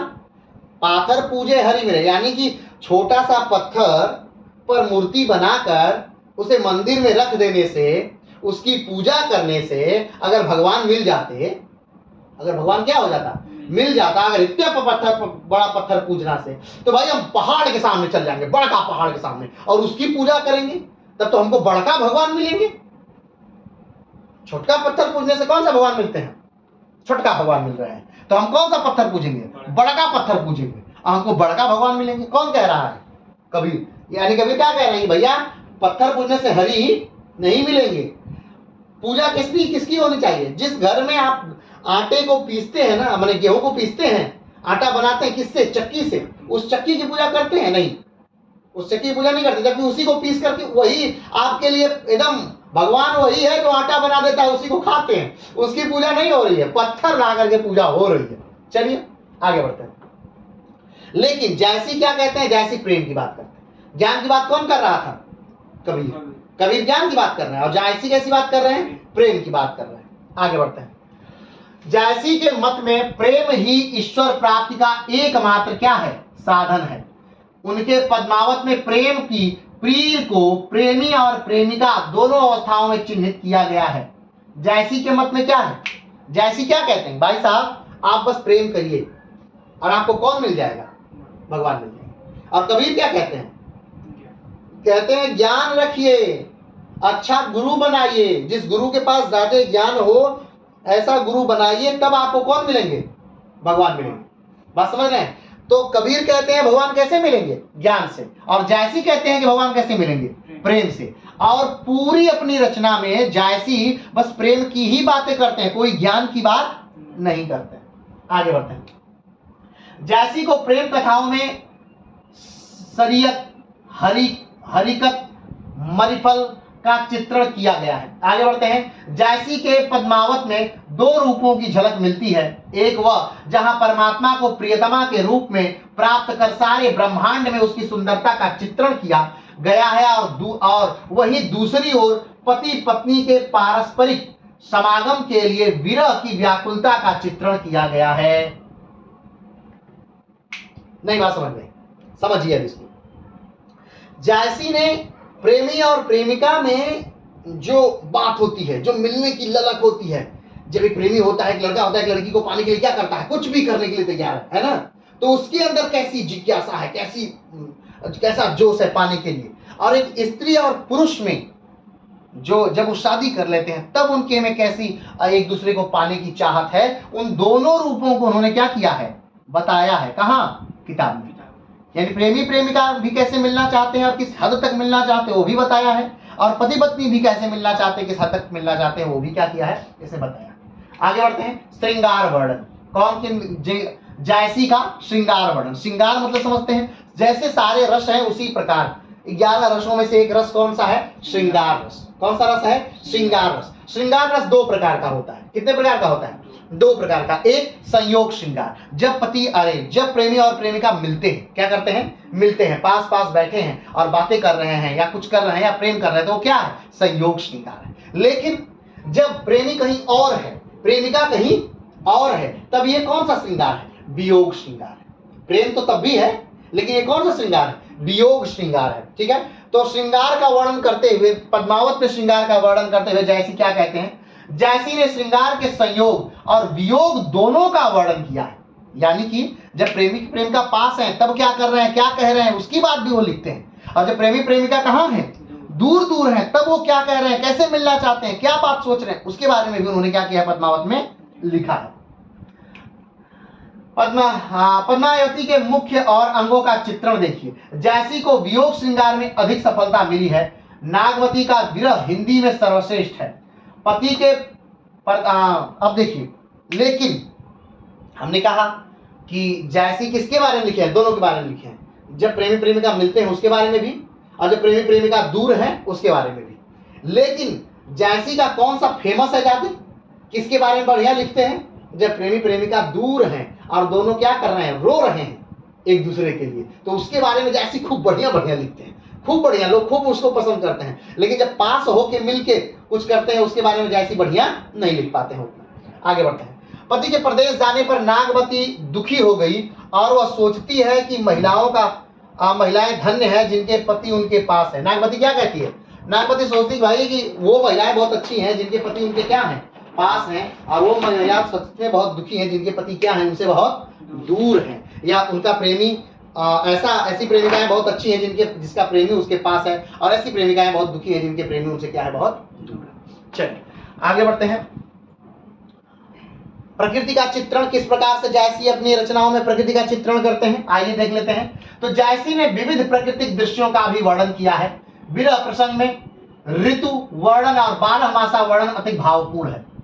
यानी कि जयसी किसके बारे में बात करते हैं? ऋतुओं के बारे में बात करते हैं, यानी कि मौसम के बारे में बात करते हैं, महीनों के बारे में बात करते हैं, और हर महीने को लेकर के नागवती के विरह वर्णन को। नागवती कौन है? राजा की पत्नी है। तो जब राजा चले जाते हैं तो नागवती क्या हो जाती है? बहुत दुखी हो जाती है। क्या हो जाती है? बहुत दुखी हो जाती है। तो ऐसे समय में वो क्या करते हैं? महीनों का वर्णन करते हैं, और महीनों के वर्णन को कर करके वो नागवती के विरह वेदना को बताते हैं कि नागवती कितनी ज्यादा क्या है? दुखी है। हर महीने में अलग अलग प्रकार से किस प्रकार से नागवती दुखी है, उस विरह, तो प्रकृति से किस प्रकार से कोरिलेट करके वो नागवती के विरह वेदना को बताते हैं। आगे बात करते हैं। मलिक मोहम्मद जयसी की मृत्यु। तो मलिक मोहम्मद जयसी की मृत्यु को हम बता चुके हैं, लेकिन फिर भी एक बार पढ़ दे रहे हैं। हमने बताया था कि मलिक मोहम्मद जयसी एक जंगल में रह रहे थे। अमेठी के पास का जंगल था, और उसी जंगल में शेर की आवाज की गलती से एक शिकारी ने उन्हें क्या कर दिया? गोली मार दिया और वो मर गए। ठीक है, इसको देख लीजिए। मलिक मोहम्मद जयसी की मृत्यु को लेकर भी कई विरोधाभास हैं। काजी सैयद हुसैन की अपनी नोटबुक में के अनुसार वर्ष 1542 में मलिक मोहम्मद जयसी की मृत्यु हुई थी। कहा जाता है कि इनका देहांत अमेठी के आसपास के जंगलों में हुआ था। अमेठी के राजा ने इनकी समाधि बनवा दी, जो अभी भी मौजूद है। इनकी समाधि कहाँ है? अमेठी में। प्रचलित कहानी के अनुसार जब मलिक मोहम्मद जयसी अपना जीवन अमेठी के जंगलों में व्यतीत कर रहे थे, तब वे एक बाघ में बदल जाते थे। एक दिन राजा के शिकारियों ने शिकार करते समय उस बाघ को क्या कर दिया? मार दिया। लोग क्या कहते हैं कि एक बाघ में बदल जाते थे। वो क्या बन जाते थे? शेर बन जाते थे, बाघ बन जाते थे। तो एक दिन लोग शिकार कर रहे थे तो इस बाघ को मार दिया और जयसी मर गए, लेकिन ऐसी कोई बात थी नहीं, ये बस किदवंतियां हैं ये। आगे बढ़ते हैं। अखरावट। अब तक हमने बात की थी पद्मावत के बारे में। कौन सी रचना? पद्मावत। अब दूसरा रचना है कौन सी? अखरावट। अखरावट में क्या है? अखरावट में वर्णमाला के एक एक अक्षर को लेकर दर्शन एवं सिद्धांत संबंधी बातें चौपाइयों में कही गई हैं। इसमें ईश्वर, जीव, सृष्टि आदि से संबंधित वर्णन है। हमने बताया था कि मलिक मोहम्मद जयसी जो है वो उनकी कई रचनाएं हैं, जैसे कौन कौन सी? अखरावट, आखिरी कलाम, पद्मावत, चित्रलेखा, कहरनामा, मसालानामा, कन्हावत, ये बहुत सारी रचनाएं हैं। और मलिक मोहम्मद जयसी की पहली रचना कौन सी है? अखरावट। कौन सी है? अखरावट। अखरावट कब आई थी? 1505 में अखरावट आई थी। अखरावट में क्या लिखा है? तो अखरावट में उन्होंने जो वर्णमाला है, वर्णमाला यानी कि अ से लेकर के कहां तक, ज्ञ तक जितने शब्द हैं वो सब क्या होते हैं, ये वर्णमाला है। क्या है, इसे ही वर्णमाला कहते हैं। ठीक है, और इसमें कुल कितने शब्द हैं, अक्षर हैं, तो आप गिनिएगा अ से लेकर ज्ञ तक कुल कितने हैं, 52 हैं। कितने हैं, 52 हैं। तो इन्हीं के बारे में हर एक अक्षर को, हर एक वर्ण को कहीं ना कहीं दर्शन से उन्होंने कनेक्ट करके उसके बारे में चौपाइयां लिखी हैं, छंद लिखे हैं। उसमें ईश्वर के बारे में लिखा है, जीव के बारे में लिखा है, वही अखरावट है। आखिरी कलाम में क्या है, तो आखिरी कलाम में मृत्यु के बाद प्राणी की दशा का वर्णन, यानी मृत्यु के बाद प्राणी का क्या होता है। जब आदमी मर जाता है तो उसके बाद उसका क्या होता है, वो कहाँ जाता है, क्या करता है, उसको कहाँ तेल में तला जाता है या नरक में काट कर भेजा जाता है, स्वर्ग में अप्सराएं मिलती है, हूरें मिलती हैं, आप क्या होता है, उन सारी बातों का वर्णन क्या करते हैं मलिक मोहम्मद जायसी करते हैं। किसमें, आखिरी कलाम में। किसमें, आखिरी कलाम में। अगली जो रखना है उनकी चित्रलेखा। चित्रलेखा में चंद्रपुर की राजकुमारी चित्रलेखा तथा कन्नौज के राजकुमार कुंवर के प्रेम की गाथा है। पद्मावत में किसकी किसकी गाथा है, तो पद्मिनी और राजा रतन सिंह के बारे में है ना। और चित्रलेखा में किसके किसके बारे में है, तो चंद्रपुर की राजकुमारी चित्रलेखा और कन्नौज के राजकुमार कुंवर सिंह के प्रेम के बारे में बात की गई है। किसमें, चित्ररेखा में। चलिए आगे बढ़ते हैं।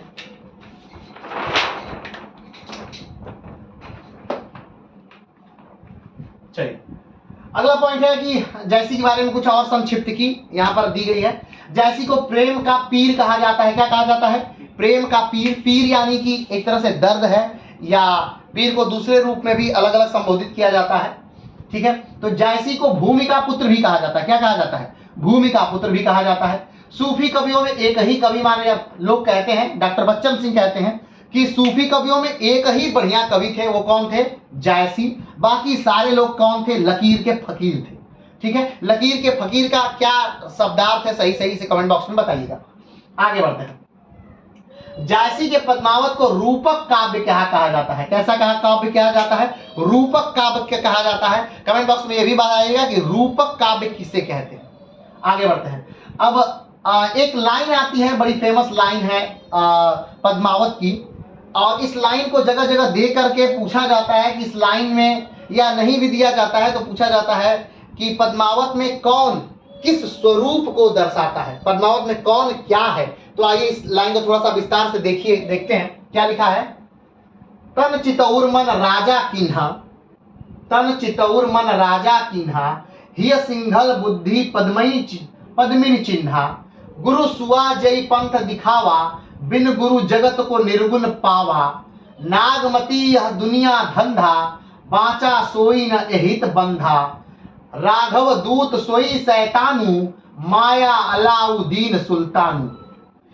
इस काव्य को दे दिया जाता है और पूछा जाता है कि इसमें कौन सा कैरेक्टर किस चीज को दर्शा रहा है, ये बताइए। तो इसे जान जाइए कि चित्तौड़ किसका प्रतीक है, तो चित्तौड़ जो है वो तन का प्रतीक है। चित्तौड़ किसको मान लिया गया, शरीर को चित्तौड़ मान लिया गया है। राजा रतन सिंह किसके प्रतीक है, तो मन के प्रतीक है। किसके प्रतीक है, मन, जो आपका चंचल मन है उसके प्रतीक है। सिंघल द्वीप किसका प्रतीक है, तो सिंघल द्वीप हृदय का प्रतीक है, दिल का प्रतीक है, धड़कन का प्रतीक है।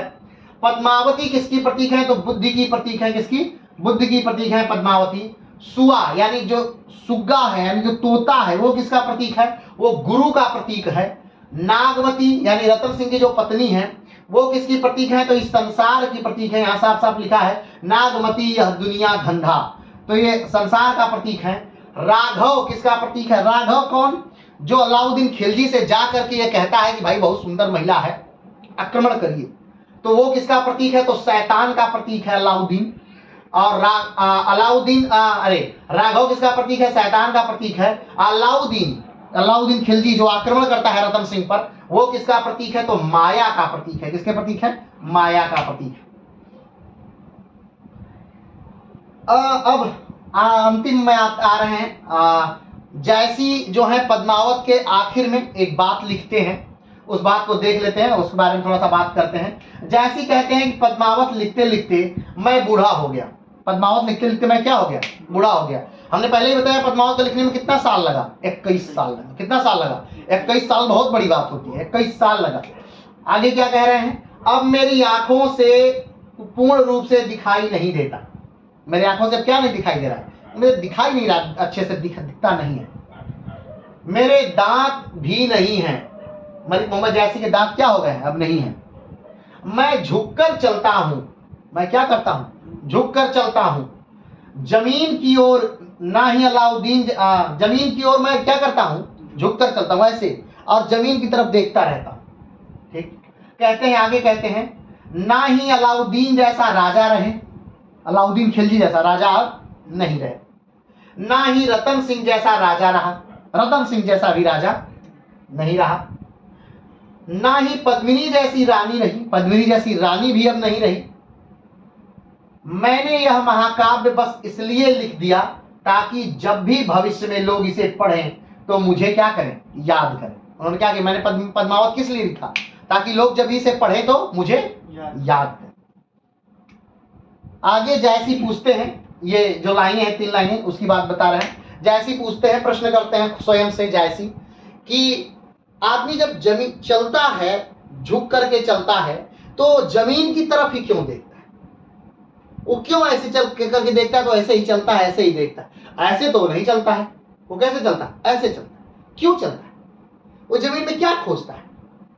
तो खुद ही इसका उत्तर देते हुए जैसे कहते हैं कि जब वो चलता है और जमीन की तरफ जब देखता है तो अपनी जवानी को उस जमीन में क्या करता है? ढूंढता है। जो जवानी उसकी क्या हो गई है? बीत गई है, उस जवानी को ही उस जमीन में ढूंढता है। ये कौन कह रहा है? जायसी कह रहा है, मलिक मोहम्मद जायसी कह रहे हैं कि आदमी ढूंढता है। चलिए आगे बढ़ते हैं।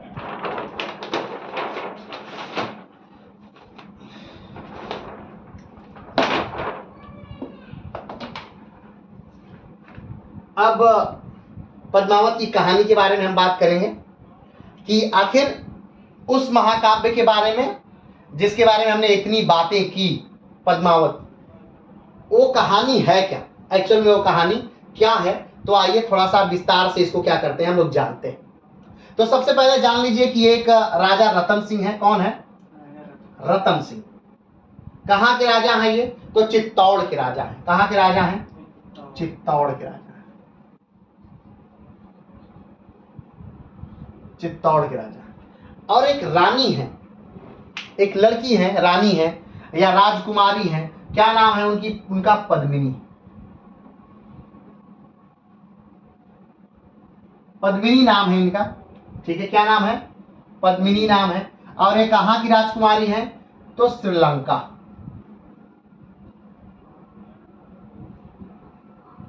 कहां की राजकुमारी है? पद्मिनी श्रीलंका की रहने वाली है। और रतन सिंह कहां के रहने वाले हैं? चित्तौड़ के रहने वाले हैं। कहां के रहने वाले हैं? चित्तौड़ के रहने वाले हैं।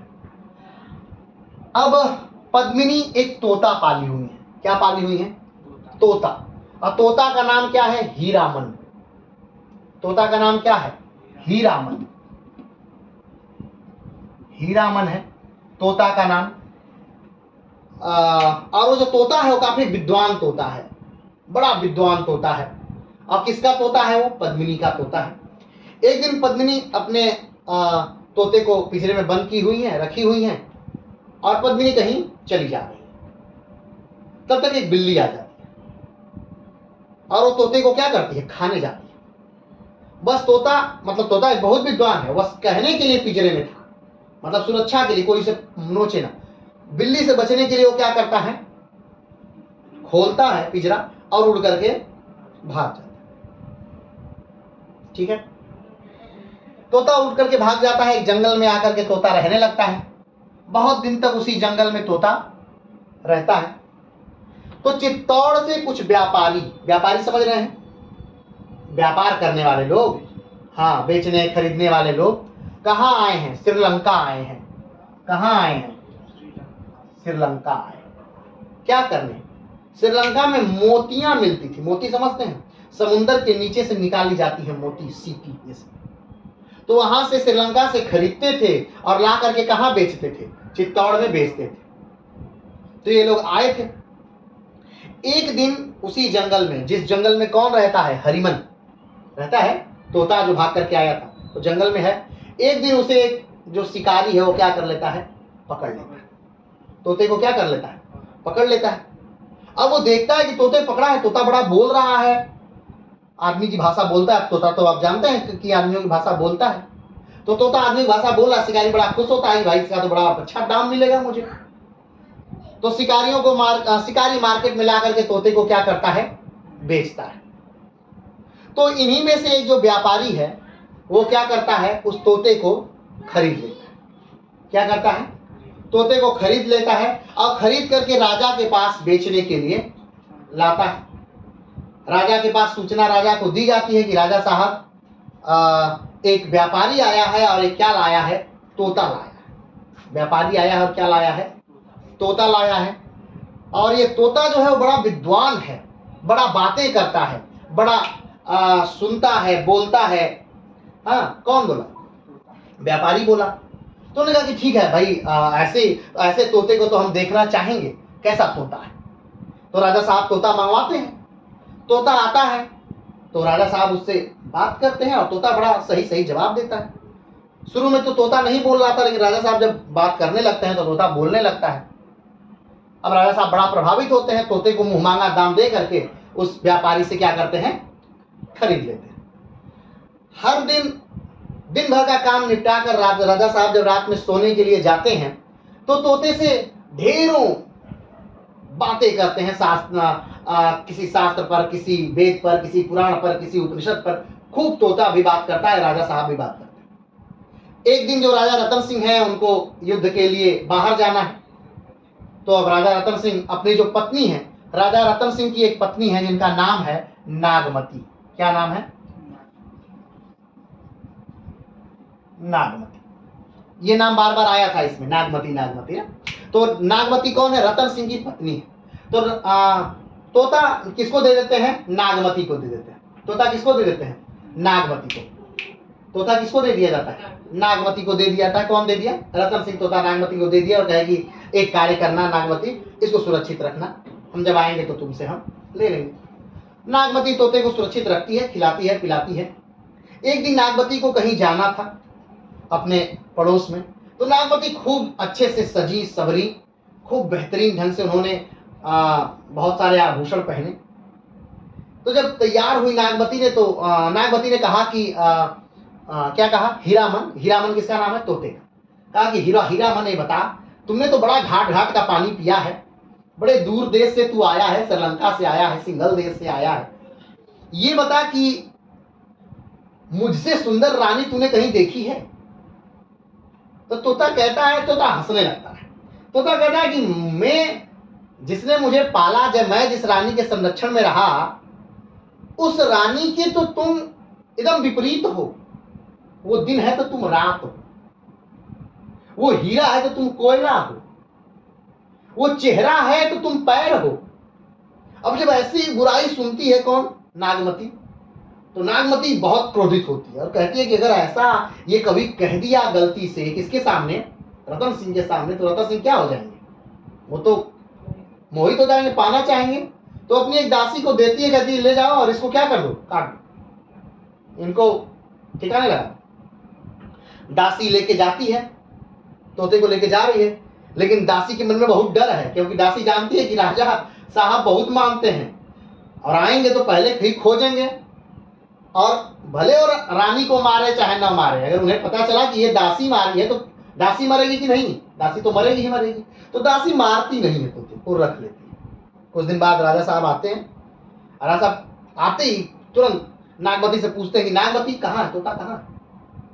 नागमती कहती है कि अरे उसे बोलने का वो नहीं था, सही नहीं बोलता, कुछ भी बोलता था और हमें एक दिन बहुत बुरा लगा तो हमने उसे मरवा दिया। और राजा बहुत गुस्सा होते हैं, रतन से बहुत गुस्सा होते, कहते हैं अब तुम्हें भी मृत्युदंड दिया जाएगा। अब इससे नागमती बहुत डर जाती है, तुरंत बुलाती है दासी को, कहते हैं कि तुमने क्या सच में मार दिया है। कहा कि नहीं मैंने मारा नहीं है। तो लाती है, तोता दिया जाता है। अब तोते से फिर बात होने लगती है। तो जब एक दिन सौंदर्य पे बात होती है, प्रेम पे बात होती है, तब तोता अपनी रानी का क्या करता है, वर्णन करता है। वहीं पर पहली बार तोता क्या करता है, रानी का वर्णन करता है, पद्मिनी का। और वो जो वर्णन है वो हिंदी साहित्य का सबसे बेहतरीन वर्णन है। एक तोते के मुख से मलिक मोहम्मद जायसी जी करवा रहे हैं वर्णन। और जब इतना वर्णन सुनते हैं कौन, राजा रतन सिंह, तो रह नहीं पाते हैं और तुरंत सन्यासियों का वेश बनाते हैं, अपने कुछ सैनिकों को लेते हैं और चल पड़ते हैं कहाँ, सिंघल देश की तरफ। सिंघल देश जाते हैं, उनकी एक सहेली से दोस्ती करते हैं तोते के माध्यम से। तोता फिर आता है और पद्मिनी के मन में राजा रतन सिंह के प्रति क्या भरता है, प्रेम भरता है, खूब प्रेम भरता है। रानी एक दिन मिलने के लिए आती हैं, मुलाकात होती है, लेकिन राजा जो है वो तैयार नहीं है। कौन राजा, तो जो गंधर्वसेन है। कौन, गंधर्वसेन। गंधर्वसेन कौन है, तो पद्मिनी के पिता है। वो तैयार है, सन्यासी से हम नहीं शादी करेंगे। तो तोता बताता है कि वो सन्यासी नहीं है, वो सन्यासी नहीं है, बल्कि चित्तौड़ के क्या है, महाराजा हैं। जब ये जान जाते हैं गंधर्वसेन तो अपनी पुत्री का क्या कर देते हैं, विवाह कर देते हैं। किससे, राजा रतन सिंह से विवाह हो जाता है और राजा रतन सिंह पद्मिनी को लेकर के चित्तौड़ आ जाते हैं।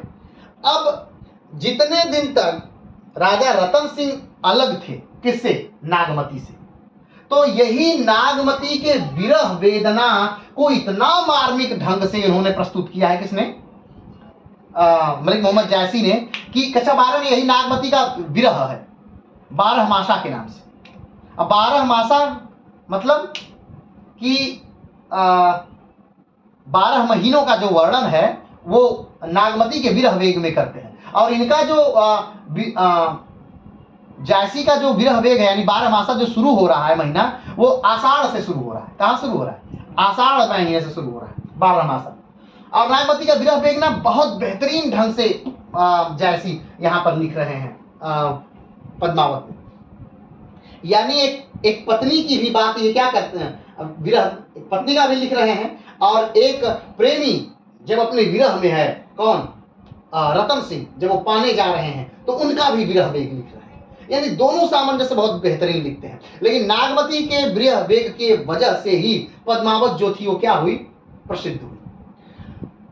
तो फाइनली नागमती का भी संदेश मिलता है, पक्षी के माध्यम से नागमती संदेश भेजती है कि भाई आप जहां भी है अब जल्दी आ जाइए, नहीं तो मैं क्या हो जाऊंगी, जल करके मर जाऊंगी। और ये बात सुनते ही रतन सिंह जल्दी जल्दी आ जाते हैं। अब रतन सिंह आ गए हैं और फिर सुखी पूर्वक सब लोग क्या हुए, रहने लगे। अब रानी पद्मिनी के साथ एक और आदमी आता है जिसका नाम है राघव चेतन। क्या नाम है, राघव चेतन। राघव चेतन कौन है, राघव चेतन एक गुरु है। किसके गुरु हैं, नागमती के। ग्रह नक्षत्रों को बताने वाला एक गुरु है, नागमती के गुरु है। अरे सॉरी, नागमती के नहीं, मतलब कि पद्मिनी के साथ आते हैं। कहाँ के, पद्मिनी के गुरु हैं। कहाँ की, श्रीलंका के सिंघल देश के निवासी हैं राघव चेतन। वापस इनके साथ आ जाते हैं, यही रहने लगते हैं। तो एक दिन राघव चेतन से कुछ गलती हो जाती है। क्या हो जाती है, गलती हो जाती है। और उस गलती की वजह से जो रतन सिंह है वो राघव चेतन को अपने राज्य से बहिष्कृत कर देते, निकाल देते। बात समझ रहे हैं, राघव चेतन समझ में आ रहा है ना।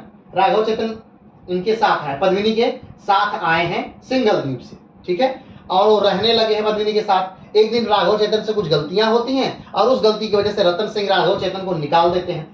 राघव चेतन आते हैं, महल के बाहर खड़े हो रहे हैं, पद्मिनी उन्हें देख रही हैं, लेकिन उन पद्मिनी को पता है कि भाई मेरे जो पति हैं इनको निकाल चुके हैं, तो अपने पति का विरोध भी नहीं करना है। लेकिन अब राघव चेतन कहाँ से आए हैं, पद्मिनी के साथ आए हैं, श्रीलंका से आए हैं, तो उनके प्रति भी पद्मिनी का कुछ कर्तव्य हो जाता है। तो पद्मिनी अपना जो कंगन है, जो काफी कीमती कंगन है, वो निकाल करके नीचे की तरफ फेंक देती है। राघव चेतन उसे उठाते हैं और चलते हैं।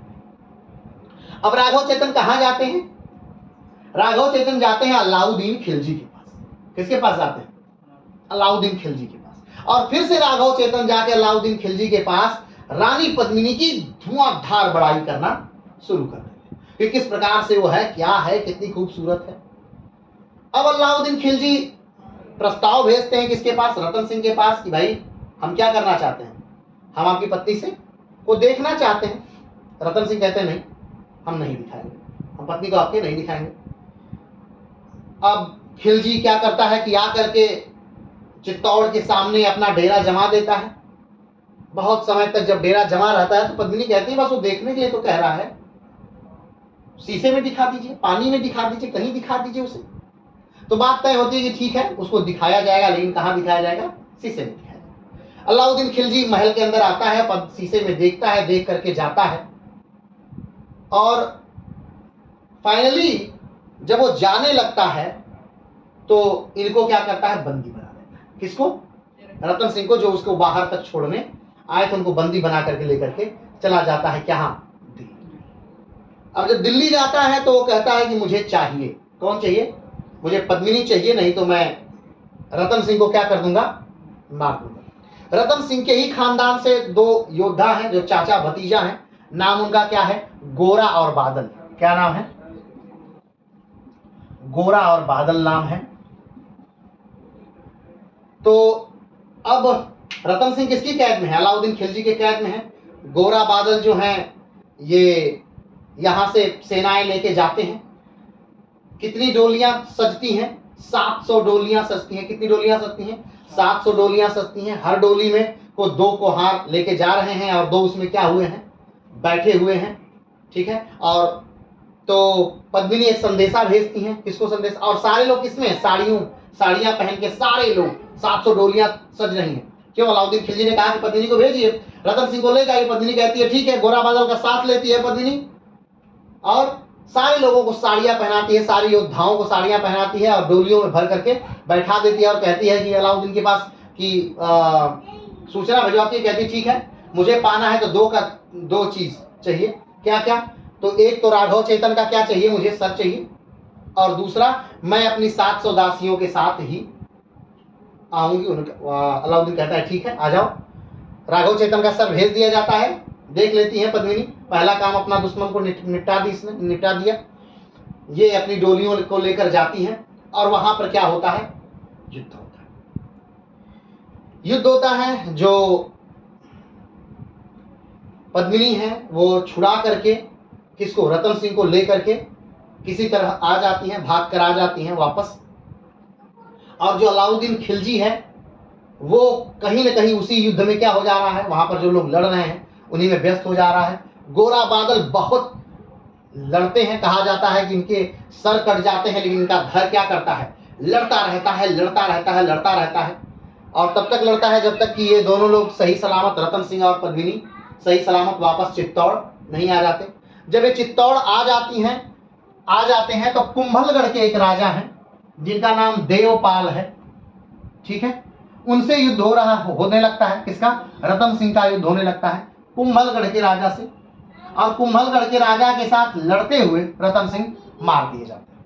कुंभलगढ़ के राजा भी मर जाते हैं, देवपाल, और जो राजा रतन सिंह हैं ये भी मर जाते हैं लड़ते हुए। ठीक। अब अलाउद्दीन खिलजी वहां से अपनी सेना लेकर आ रहा है चित्तौड़ की तरफ। अब नागमती और पद्मावती और वहां पर सारी जो महिलाएं हैं, एक बड़ा सा कुंड बनता है और उसी कुंड में सारी महिलाएं क्या होती हैं? एक साथ आग जला करके कूद जाती हैं। ठीक। जब अलाउद्दीन खिलजी आता है तो उसके हाथ कोई भी नहीं लगता है, क्योंकि सारी महिलाएं क्या हो गई हैं? सबने जौहर कर लिया है और सारी की सारी महिलाएं मर गई हैं। राजस्थान में 2 प्रथाएं बहुत ज्यादा प्रचलित थी, एक जौहर, दूसरा साका।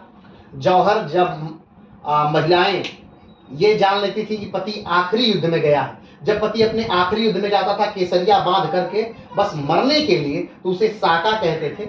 और जब महिलाएं उस साका के बाद जब जल के मरती थी उसे क्या कहते थे? जौहर कहते थे। ये 2 प्रथाएं काफी प्रचलित थी। तो यहां पर समाप्त हो जाती है क्या? पद्मावत। क्या समाप्त हो जाती है?